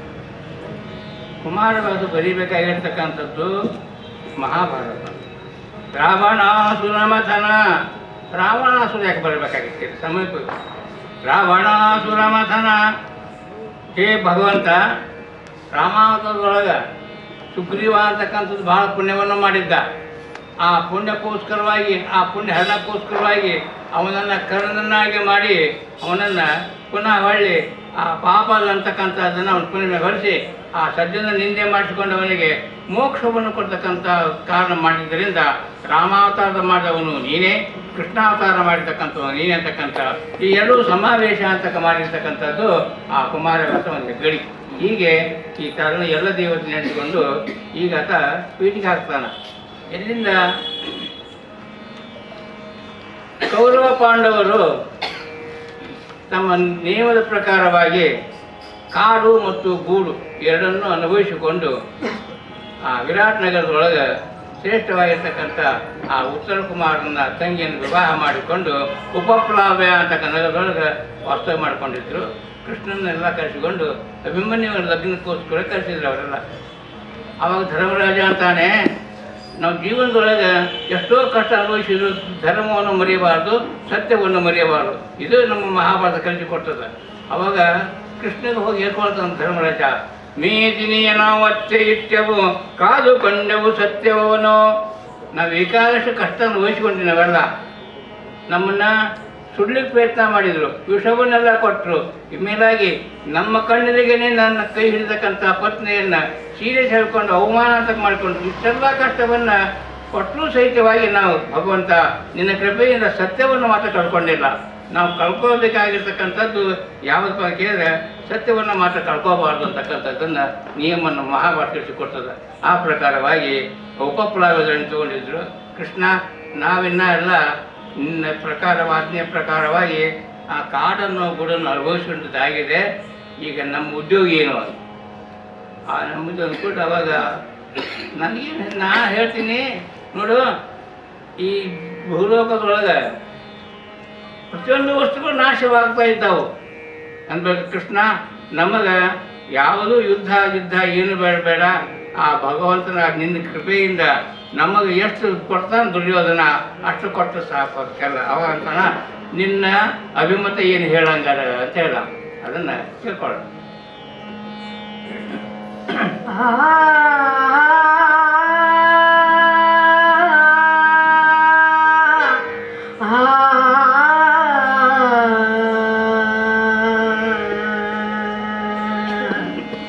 ಏನು ನಿನ್ನಭಿಮತವೋ, ಏನು ನಿನ್ನಭಿಮತವೋ, ವರಸಂಧಾನವೋ ಸಂಗ್ರಾಮವೋ, ನಯವೇನು ಮನದವೋ ವರ್ಯಳು ಇರಿಸಿದೆ ಹೇಳು ನಿಶ್ಚಯವ. ನೀನೊಲಿದ ಹರಿನಾವುದದ ನಲಿದಾನು ಘಟಿಸುವೆನೆಂದು ಕುಂತಿಸೂನುವನು ಬೆಸಗೈಗೊಂಡನು ಅಸುರ ವಿರೋಧಿನ ಸುನಗುತ್ತ, ಅಸುರ ವಿರೋಧಿನ ಸುನಗುತ್ತ. ನಿನ್ನ ಅಭಿಮತ ಏನು ಅಂತ ಕೇಳ. ಏನು ನಿನ್ನ ಅಭಿಮತ? ಸಂಧಾನ ಮಾಡಿಕೊಳ್ಳೋಣ, ಇನ್ನು ಸಂಗ್ರಾಮ ಮಾಡಿಕೊಳ್ಳೋಣ? ನಿನ್ನ ಅಭಿಮತ ಏನು ಹೇಳು. ಮನಸ್ಸೊಳಗೆ ಏನು ಸಂಶಯಕ್ಕೆ ಹೋಗಬೇಡ, ನಿಶ್ಚಯವಾಗಿ ಹೇಳು. ನೀನು ಏನು ಹೇಳ್ತಿದ್ದೆ ಅದನ್ನು ನಾನು ಮನಪೂರ್ವಕವಾಗಿ ಮಾಡಿಕೊಡ್ತೀನಿ ಧರ್ಮರಾಜ. ಅದಕ್ಕೆ ನಿನ್ನ ಅಭಿಮತ ಏನು ಹೇಳು. ಯುದ್ಧ ಮಾಡೋಣ, ಸಂಗ್ರಾಮ ಬೇಕೆಲ್ಲ. ಅವ ಧರ್ಮಜ ಅಂತಾನೆ, ಅಳಿವ ಒಡಲಿದು ಅಡಿವ ಒಡದಿದು ಅವನಿ ಸಾಗರವು, ಅಳಿಯಲು ಉಳಿಯುವುದು ಕೀರ್ತಿ. ಸೋದರರೊಳಗೊಳಗೆ ಹೊಯ್ದಾಡಿ ಕೆಟ್ಟರೆಂಬ ದುರಿಯ ಶರ, ಹರಿವು ಹೊರಿವುದು ದೇವ ಸುಡಲಾನೆನನು. ಕೌರವನ ಕೈಯಲ್ಲಿ ಕೆಲವು ನಗರಿಯ ಕೊಡಿಸಿ ನಮ್ಮನು ಸಂತ ಬಿಡಿಯಂದ, ನಮ್ಮನು ಸಂತ ಬಿಡಿಯಂದ. ಧರ್ಮರಾಜ ಅಂತಾನೆ, ಹೇ ಭಗವಂತ, ಈ ದೇಹ ನಾಶವಾಗತಕ್ಕಂಥದ್ದು, ಅಳಿಯುವ ಒಡಲಿದು ಏನು ಸಾಧ್ಯ? ಪ್ರತಿಯೊಂದು ವಸ್ತುಗಳು ನಾಶವಾಗ್ತಾ ಇದ್ದಾವೆ. ಆದ್ರೆ ಕೀರ್ತಿ ಮೇವಾವಶಿಷ್ಯತೆ, ಕೀರ್ತಿ ಮಾತ್ರ ಉಳ್ಕೊಳ್ತದೆ. ಏನಂತ? ಸೋದರರ ಒಳಗೊಳಗೆ ಹೊಯ್ದಾಡಿ ಸತ್ತು ಹೋದ್ರು ಅಂತಕ್ಕಂಥ ಕೀರ್ತಿ ಬರೆದೇ ಇರ್ತಾರೆ ನಮ್ಮ ಇದ್ರೊಳಗ. ಆದ್ದರಿಂದ ನಮ್ಮಲ್ಲಿ ದ್ವೇಷ ಅಂತಕ್ಕಂಥ ಬೇಕಾಗಿಲ್ಲ. ಅಳಿವು ಹೊರವುದು ದೇವ ಸುಡಲಿ ಆ ನೆಲನ, ಆ ಐಶ್ವರ್ಯ ಏನು ನಮಗೆ ಬೇಕಾಗಿಲ್ಲ. ನನಗೆ ಬೇಕಾಗಿರ್ತಕ್ಕಂಥದ್ದು ಸ್ನೇಹ ಬೇಕಂತ. ನಮ್ಮ ಬರೀ ಸ್ನೇಹ ಬೇಕು, ನಮ್ಮಲ್ಲಿ ದ್ವೇಷ ಅಂತಕ್ಕಂಥದ್ದು ಬೇಕಾಗಿಲ್ಲ. ಅಣ್ಣ ತಮ್ಮಂದ್ರ ನಾವು ಕೂಡಿ ಬದುಕಬೇಕು. ನಾಡಿಗೂ ಸುಗ ಸೋದರರು ಹೊಯ್ದಾಡಿ ಹರಿಹಂತಾದರೆಂಬುದನ್ನು ಆಡದಿವುದೇ ಲೋಕ ಕಮಲ ಜನಿಸದೆ ಅನ್ನ ಬರಬೇಡ. ಕತಿ ನಿಮ್ಮೊಳಗೆ ನೀವು ಕೈಗೂಡಿ ಬದುಕುವುದು ಒಳ್ಳಿತು. ನೀವು ನನ್ನ ಅಣ್ಣ ತಮ್ಮ ಕೂಡಿ ಬದುಕತಕ್ಕಂಥದ್ದು ಯೋಗ್ಯಪ್ಪ. ಅದಕ್ಕೆ ನಮಗೇನು ಬೇಕಾಗಿಲ್ಲ, ನಮ್ಮ ಕೂಡಿ ಬದುಕತಕ್ಕಂಥ ಅಭಿಪ್ರಾಯ ಬೇಕು ನಮಗೆ. ಅದಕ್ಕೆ ಆ ಕೌರವ ಕೈಯಿಂದ ಸ್ವಲ್ಪ ಭೂಮಿ ಕೊಟ್ಬಿಟ್ಟು ಸಾಕು ನನಗೆಲ್ಲ. ಈ ವಿಚಾರ ಅಂತಕ್ಕಂಥದ್ದನ್ನು ನಾವು ಎಲ್ಲರೂ ಕೇಳಬೇಕಲ್ಪ. ಭೀಮ ನಿನ್ನ ಅಭಿಪ್ರಾಯ ಏನು? ನಿನ್ನ ಮನ ಒಪ್ಪಿದರೆ, ಅಣ್ಣನವರು ಒಪ್ಪಿದರೆ, ನಮಗೇನು ಬೇಕಾದ ಒಪ್ಪಿದರೆ ಕೊಟ್ಟರೆ ಇವು ನಿಷೇಧ ವಾಕ್ಯ ಇರ್ತಲ್ಲ, ಮುಂದೆ ಇಲ್ಲ ಅಂತ ಗುರುತು ಸಿಗುತ್ತದೆ. ಆಗ ನಿನ್ನ ಮನ ಒಪ್ಪಿದರೆ, ಅಣ್ಣನವರು ಒಪ್ಪಿದರೆ, ನೀ ಬೇಕಾದ ಮಾಡ್ಕೊ, ಸಂದೇಹ ಮಾಡ್ಕೋ, ವಿಗ್ರಹ ಮಾಡ್ಕೊಂಬಂದಿದ್ದೆ. ಹೌದು, ಎಲ್ಲಕ್ಕಿಂತ ನೊಂದವಳು ನಮ್ಮ ಹತ್ರ ಊದಿತ ತಂಗಿ, ಆಕೆನ ಕೇಳ್ಕೊಳ್ಳೋಣ. ಅವಾಗ ಬಂದ್ರೆ ಆತ ಕೇಳ್ಕೊಳ್ತಾನ, ತಂಗಿ ಮತ್ತು ಧರ್ಮರಾಜ ಹೆಂಗಂತಾನ, ನಿನ್ನ ಅಭಿಪ್ರಾಯ ಏನು? ಆಕೆ ಅಂತಾಳೆ, ಯತಿಗಳಾದಿರೆ ನೀವು, ಯತಿಗಳಾದಿರಿ ನೀವು, ರೋಷಚ್ಯುತರೇ ಬಳಿಕೇನು ಧರ್ಮಜ್ಞತೆಯ ನೆಲೆ ಅರಿದು ಮನವರ್ಗುವುದೇ ಕಾಳಗಕ್ಕೆ. ಕ್ಷಿತಿಯ ಪಾಲಿಸುವುದು ವಿರೋಧಿವತಿ ಕರವ ಬಿಡಿಸುವುದು, ಕುಂತಿ ಸುತರು ಕೌರವರೊಡನೆ ಸುಖದಲ್ಲಿ ರಾಜವಾಳುವುದು. ಕೃಷ್ಣ ಕುಂತಿ ಸುತರು ಕೌರವರೊಡನೆ ಸುಖದಲ್ಲಿ ರಾಜ್ಯವಾಳುವುದು. ದ್ರೌಪದಿ ಅಂತಾಳೆ, ಯತಿಗಳಾದಿರಿ ನೀವು, ಸನ್ಯಾಸಿಯಾಗಿರ ಅಂತ ಕೇಳ್ತಾನೆ. ಶಾಸ್ತ್ರತೆ ಉಳ್ಳವ್ರು ನೀವೆಲ್ಲ ಸನ್ಯಾಸಿ ಆಗ್ತೀರಿ, ನೀವೆಲ್ಲ ಸನ್ಯಾಸಿ ಆಗಿರ್ಯಾ? ಯತಿಗಳಾದಿರಿ ನೀವು, ರೋಷ ಹಚ್ಚುತ್ತಾರೆ, ನಿಮ್ಮಲ್ಲಿ ಏನು ರೋಷ ಇಲ್ಲ ನಿಮ್ಮ ಕಡೆ? ನೀವು ಗಂಡಸ ಹೌದೋ ಅಂತ ಕೇಳ್ತಾರೆ. ರೋಷ ಹಚ್ಚುತ್ತಾರೆ, ಬೆಳಿಗ್ಗೆ ಏನು ಧರ್ಮಸ್ಥಿತಿ ನಿಮ್ಗೆ ಗೊತ್ತಿಲ್ಲ ನಿನಗೆಲ್ಲ? ಹೋಗಲಿ, ಯುದ್ಧಕ್ಕೆ ಹಿಡ್ಕೊಂಡು ಹೆಂಗುಸಾದ್ರೆ ನೀವೆಲ್ಲ ಭೀಮಸೇನಂತ ನಮ್ಮ ಚೇಷ್ಟೆ ಮಾಡ್ತೀನಿ, ನೀನೆಲ್ಲ ನೀನೇನು ಹೇಳಿ ನಾವೆಲ್ಲ ಆಗಿವಂತ ಭೀಮಸೇನ. ಯತಿಗಳಾದ್ರೆ ಕೇಳಿ ಧರ್ಮರಾಜ ಬಂತು, 1 ವರ್ಷ ಯತಿನೇ ಆಗಿತ್ತು ಅದಕ್ಕೆಲ್ಲ. ರೋಡ್ ಹಚ್ಚುತ್ತಾರೆ, ನೀವು ಹೆಂಗುಸಾದ್ರೆ ಅಂತ ಕೇಳ್ತೀರಿ, ನಿಮ್ಮ ಯಜಮಾನ ಹೆಂಗಸಾಗೆ ಕೊಡ್ತೀರಿ ನಾಟ್ಯ. ಮೇಲಾಗಿ ಕೀಚಕನನ್ನು ಕೊಲ್ಲೋಕಾದ್ರಾಗ ನಾನು ಹೆಂಗಸ ಆಗೈತಿ ಅಂತ ಕೇಳಿದ. ಹೋಗ್ಲಿ, ನೀವು ದನ ಕಾಯ್ದ, ಹೌದು ನಮ್ಮ ತಮ್ಮಂದು ದನನ ಕಾಯ್ದಕ್ಕೆಲ್ಲ ನೀನು ಏನು ಹೇಳಿ ಎಲ್ಲ ಆಗಿದೆ. ಆದರೆ ನಮ್ಮ ಕಡೆ ಏನು ಕೆಲಸ ಇಲ್ಲ, ಇಬ್ಬರೇ ಸಾಕ್ಷಿ ಕ್ಯಾರು, ಒಬ್ಬ ನಮ್ಮ ಅಣ್ಣ, ಒಬ್ಬ ನಿಮ್ಮ ಅಣ್ಣ. ನಿಮ್ಮ ಅಣ್ಣ ಹೆಂಗೆ ಹೇಳ್ತಂಗೆ ನಮ್ಮ ಅಣ್ಣ ಕೇಳ್ತಾನೆ, ನಮ್ಮ ಅಣ್ಣ ಹೆಂಗೆ ಹೇಳ್ತ ನಿಮ್ಮ ಅಣ್ಣ ಕೇಳ್ತಾನೆ. ಅಂದ ಬಳಿಕ ನಮಗೇನು ಸ್ವತಂತ್ರತೆನೇ ನಮಗೆ ಬೇಕಿಲ್ಲ, ನಮಗೇನು ಬೇಕಾಗಿಲ್ಲ. ಅಲ್ಲೋ ಕೃಷ್ಣ, ದ್ರೌಪದಿ ಕೇಳ್ತಾಳೆ, ಮುಂದಲೆಯ ಹಿಡಿಕೊಂಡು ಹೇಳ್ಕೊಂಡ್ಬೇಕಾದ್ರೆ ರೀತಿ ಮುಂದೆಲೆಯ ಹಿಡಿದಳೆದು ಸಭೆಯಲ್ಲಿ ತಂದು ಸೀರೆಯ ಸುಡಲದೆ ಅವರದಿಯ ಮುಂದೆ ಮೌನದೊಳಿದ್ದರಲ್ಲದೆ. ಕೃಷ್ಣ ಮೌನದೊಳಿದ್ದರಲ್ಲದೆ ಈ ಪತಿಗಳು ಸುರಿದರೆ. ಕೃಷ್ಣ ಮೌನದೊಳಿದ್ದರಲ್ಲದೆ ಅಂದು ನೀ ಹಿಂದಿಕ್ಕಿಕೊಂಡುದ ಇಂದು ಮರದೆ. ಕೃಷ್ಣ ಅಂದು ನೀ ಹಿಂದಿಕ್ಕಿಕೊಂಡುದ ಇಂದು ಮರದೆ. ಕೃಷ್ಣ ಸಂಧಿಗೋ ಸುಗ ಮುಂದುವರೆದೆ, ಸಂಧಿಗೋ ಸುಗ ಮುಂದುವರೆದೆ, ಸಂಧಿಗೋ ಸುಗ ಮುಂದುವರೆದೆ. ಕೃಷ್ಣ ಎಂದರು ದ್ರೌಪದಿ ದೇವಿ, ದ್ರೌಪದಿ ದೇವಿ. ಮಹಾಭಾರತದಲ್ಲಿ ನೊಂದುಕೊಂಡವಳು ದ್ರೌಪದಾದೇವಿ. ಆಕೆ ಅಂತಾಳೆ, ಕೃಷ್ಣ ಈ ಮುಂದಲೇ ಹಿಡ್ಕೊಂಬಂದು ಸಭೆಯೊಳಗ ನನ್ನನ್ನು ಅವಮಾನ ಮಾಡಿಕೊಂಡು ನಿಂತಿದ್ದಾಗ ಇಂಥ ಶೂರಾಗಿರ್ತಕ್ಕಂಥ ಈ ನನ್ನ ಗಂಡದ ಕೂತರಲ್ಲ ಮೌನದೊಳಿದ್ದರೆ ಹೊರತಾಗಿ ಯಾಕಂತ ಕೇಳಿಲ್ಲ. ಅಂದ ಬಳಿಕ ಇಂಥ ಗಂಡ ತೋಡಿ ಏನು ಮಾಡ್ಬೇಕು ನಾವೆಲ್ಲ? ಆದ್ದರಿಂದ ನೋಡು, ಈಗ ನೀನು ನನ್ನ ಹಿಂದಕ್ಕೆ ಹೋಗಿದ್ರಲ್ಲ, ಅವಾಗ ನೀ ಕಾಪಾಡಿದಲ್ಲ, ಈಗ ನೀನು ಇವ್ರು ಮಾತಾಡ್ಕೊಂಡು ನೀನು ಸಂಧಿಗೆ ಹೊರಟಿಯ ನೀನೆಲ್ಲ ಕೃಷ್ಣ, ಇದಂತ ಯೋಗ್ಯವಾಗಿರ್ತಕ್ಕಂಥದ್ದು. ಅವಾಗ ಕೃಷ್ಣ ಅಂತಾನೆ, ನೋಡವ ನನಗೇನು ದ್ವೇಷ ಇಲ್ಲ, ನಾನು ಹೋಗ್ತಕ್ಕಂಥದ್ದು ಸಂಧಿ ನೆಪ ಅಂತಾನ. ವಸುದೇವನ ಮೇಲಾಣೆ, ಪರಮನ್ಮಥನ ಮೇಲಾಣೆ, ಇಷ್ಟೆಲ್ಲ ಆಣೆ ಕೊಡ್ತಾನೆ ಭಗವಂತ. ಇಷ್ಟೆಲ್ಲ ಸಮಕ್ಷಮದೊಳಗೆ ನಾನು ಸಂಧಿನೇ ಬಿಡುದು, ಯುದ್ಧವನ್ನೇ ಕೈಗೊಂಡ್ಬರ್ತೀನಿ, ನನ್ನ ನಂಬು ತಾಯಿ ನೀನು, ನಿನ್ನ ನಂಬಂತ ಹೇಳಿದಂತಂದು ಆ ತಾಯಿಗೆ ವಚನ ಕೊಟ್ಟ ಕೃಷ್ಣ ತಾನು ಈಗ ಆ ಧರ್ಮನ ಆದೇಶ ಮುಖಾಂತರವಾಗಿ ಆ ಸಂಧಾನಕ್ಕೆ ಹೋಗ್ತಾ ಇದ್ದಾನೆ. ಕೃಷ್ಣ ಕೇಳ್ಕೊಡ.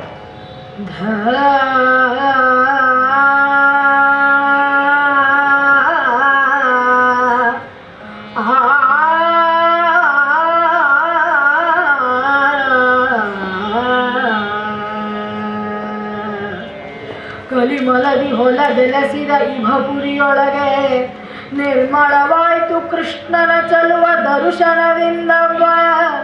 ಬೆಂದವು ಭವನ ಭಯ ಬೀಜ,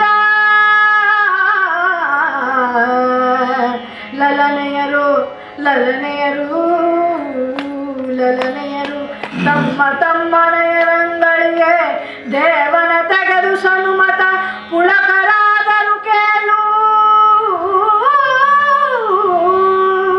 ಲಲನೆಯರು ತಮ್ಮ ತಮ್ಮ ನಯನಂಗಳಿಗೆ ದೇವನ ತೆಗೆದು ಸನುಮತ ಪುಳಕರಾದರು ಕೇಳು ಜನಮೇ ಜಯ ಮಹಿಪಾಲ ಜನಮೇ ಜಯ ಮಹಿಪಾಲ. ಧರ್ಮರಾಜನ ಅಪ್ಪಣೆ ಇದೆಲ್ಲ ಮುಗಿಸ್ಕೊಂಡು ಕೇಳಿಕೊಂಡು ಭಗವಂತ ಸಂಧಿಗೋಸ್ಕರವಾಗಿ ನಾನು ಪ್ರಯಾಣ ಬೆಳೆಸಿದ. ಭಗವಂತ ನೋಡಿ ತನ್ನ ವಿಮಾನ ಬಿಟ್ಟುಕೊಂಡು ಅವ್ರು ಟಾಂಗ ಹೊಡೆಯೋದು ಕೆಲಸ ಮಾಡಿದೆ ಹೊರತಾಗಿ ಆ ಭಗವಂತ ನಾವು ದೊಡ್ಡವ ಅಂತಕ್ಕಂಥ ಭಾವ ಬರಲಿಲ್ಲ ಭಗವಂತನಿಗೆ. ಅಂದರೆ ನಾವು ಯಾವುದೇ ಕಾರ್ಯವನ್ನು ಮಾಡಿ ಸಹಿತವಾಗಿ ಇದು ಕೀಳು ಇದು ದೊಡ್ಡ ಅಂತಕ್ಕಂಥ ಭಾವ ಮರೆತುಕೊಂಡು ನಾವು ಕಾರ್ಯ ಮಾಡಬೇಕಂತ ಸಂದೇಶವನ್ನು ಭಗವಾನ್ ಶ್ರೀಕೃಷ್ಣ ಕಟ್ಟಿಕೊಡ್ತಾ ಇದ್ದಾನೆ. ಈಗ ತಾನು ನೇರವಾಗಿ ಹಸ್ತಿನಾಪುರಕ್ಕೆ ಬರ್ತಾನೆ. ಹಸ್ತಿನಾಪುರ ಬಂದಂತ ಹೆಂಗೆ ಬಂದವ ಹಸ್ತಿನಾಪುರಕ್ಕೆ? ಕಾವ್ಯದವರೆಲ್ಲ ಕಾವ್ಯ ಓದ್ಕೋತಿರ್ಬೇಕು. ನಮ್ಮಲ್ಲಿ ಆ ಕಾವ್ಯದ ಸೊಬಗ ಈಗ ಯಾರು? ಯಾಕಂದ್ರೆ ನಮ್ಮಲ್ಲಿ ಇರ್ತಕ್ಕಂಥ ಯಾಪ ಅಂದ್ರೆ ನನ್ನನ್ನು ನೋಡಿ ನಕ್ಕಳು, ನಾನು ಅವಳು ನೋಡ್ಲಿಕ್ಕೆ ನಕ್ಕೆ, ನನ್ನ ಇಬ್ಬರು ಎರಡು ಮಕ್ಕಳು. ಇವಾಗ ನಮ್ಮ ಸಾಹಿತ್ಯಗಳೆಲ್ಲ ಇರ್ತಿರಲ್ಲ. ನಾವೊಮ್ಮೆ ಇದಕ್ಕೆ ಹೋಗಿದ್ದೀವಿ, ಆಯ್ತು ಮೇಲೆ ಜ್ಞಾನ ನಿಲ್ಲಿಸಿದ್ದವರಿಗೆಲ್ಲ ಒಬ್ಬ ಪಡ್ಕೊಂಬ ನೀನೆಲ್ಲೋ ನಾನು ಅಲ್ಲೇ, ನಮ್ಮಿಬ್ಬರು ತಲೆ ಮೇಲೆ ಮೆಂತೆ ಪಲ್ಯ, ಏನು ಮೆಂತೆ ಪಲ್ಯ ಇರ್ತಿದ್ದಿಲ್ಲ. ಅದಕ್ಕೆ ನಮ್ಮ ಹಳೆ ಸಾಹಿತ್ಯಗಳನ್ನು ಓದೋರೇ ಇಲ್ಲ. ಎಷ್ಟು ಚಂದ ಬರ್ತದೆ ನೋಡ್ರಿ. ಕೃಷ್ಣ ಅರಮನೆಗೆ ಬರ್ತಾನೆ. ಅರಮನೆ ಬಂದಾಗ ಒಬ್ಬೊಬ್ಬರೇ ಒಂದೊಂದು ಭಾವ ಬಂದದ. ಜೈಮಿ ಕವಿ ಅಂತಕ್ಕಂಥವನು ಕೃಷ್ಣ ಬಂಧುಗಳನ್ನ ಮಾಡ್ತಾನ. ನಾಗ ನಗರಿಯ ನಗದಳಂಪಕ್ಕು ಬರುತ್ತಿದ್ದ ನಾಗ ನಗರಿಪು ಮುಖ್ಯರ ಇದೆ ಸಾಸಿದ ಪೆಡೆಯ ನಾಗ ನಗರಿಯ ಅಂಗದವ ತಲ್ಪದವನಿವನೆಂದು ಗಗನದೊಳ ಕೈವಾರಿಸೆ ಬಾಗಿಲಂ ಸಾರ್ದು ಕಾಮಿನಿಯರಿಂಬಾಗಿ ಲಂಬಿಸುವರು ಅಲರು ಮುಡಿಗಳಿಂದ ಶಿರಗಳಿಂಬಾಗಿ ಲಕ್ಷ್ಮೀಪತಿಗೆ ವಂದಿಸಿದ ರಾಜಮಾರ್ಗಾಂತರದೊಳು. ಅವು ಬಂದು ಬಗೆಯನ್ನು ಹೇಳ್ತಾನೆ. ಅದಂತಾನೆ ನಮ್ಮ ಕುಮಾರ ಬರ್ತಾನ. ದೇವ ಬಂದನು ತನ್ನ ನೆನೆವರ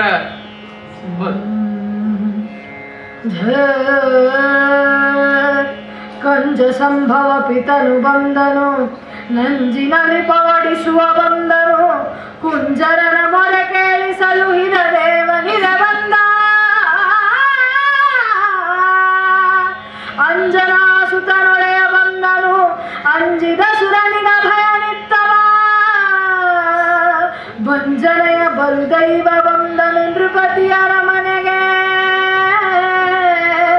ಬಂಜನೆಯ ಬರುದೈವ ಬಂದನು ನೃಪತಿಯ ಅರಮನೆಗೆ ದೇವ ಬಂದನು ದೇವ ಬಂದನು ದೇವ ಬಂದನು ತನ್ನ ನೆನೆವರ ಕಾವ ಬಂದನು ದೈತ್ಯ ಕುಲವ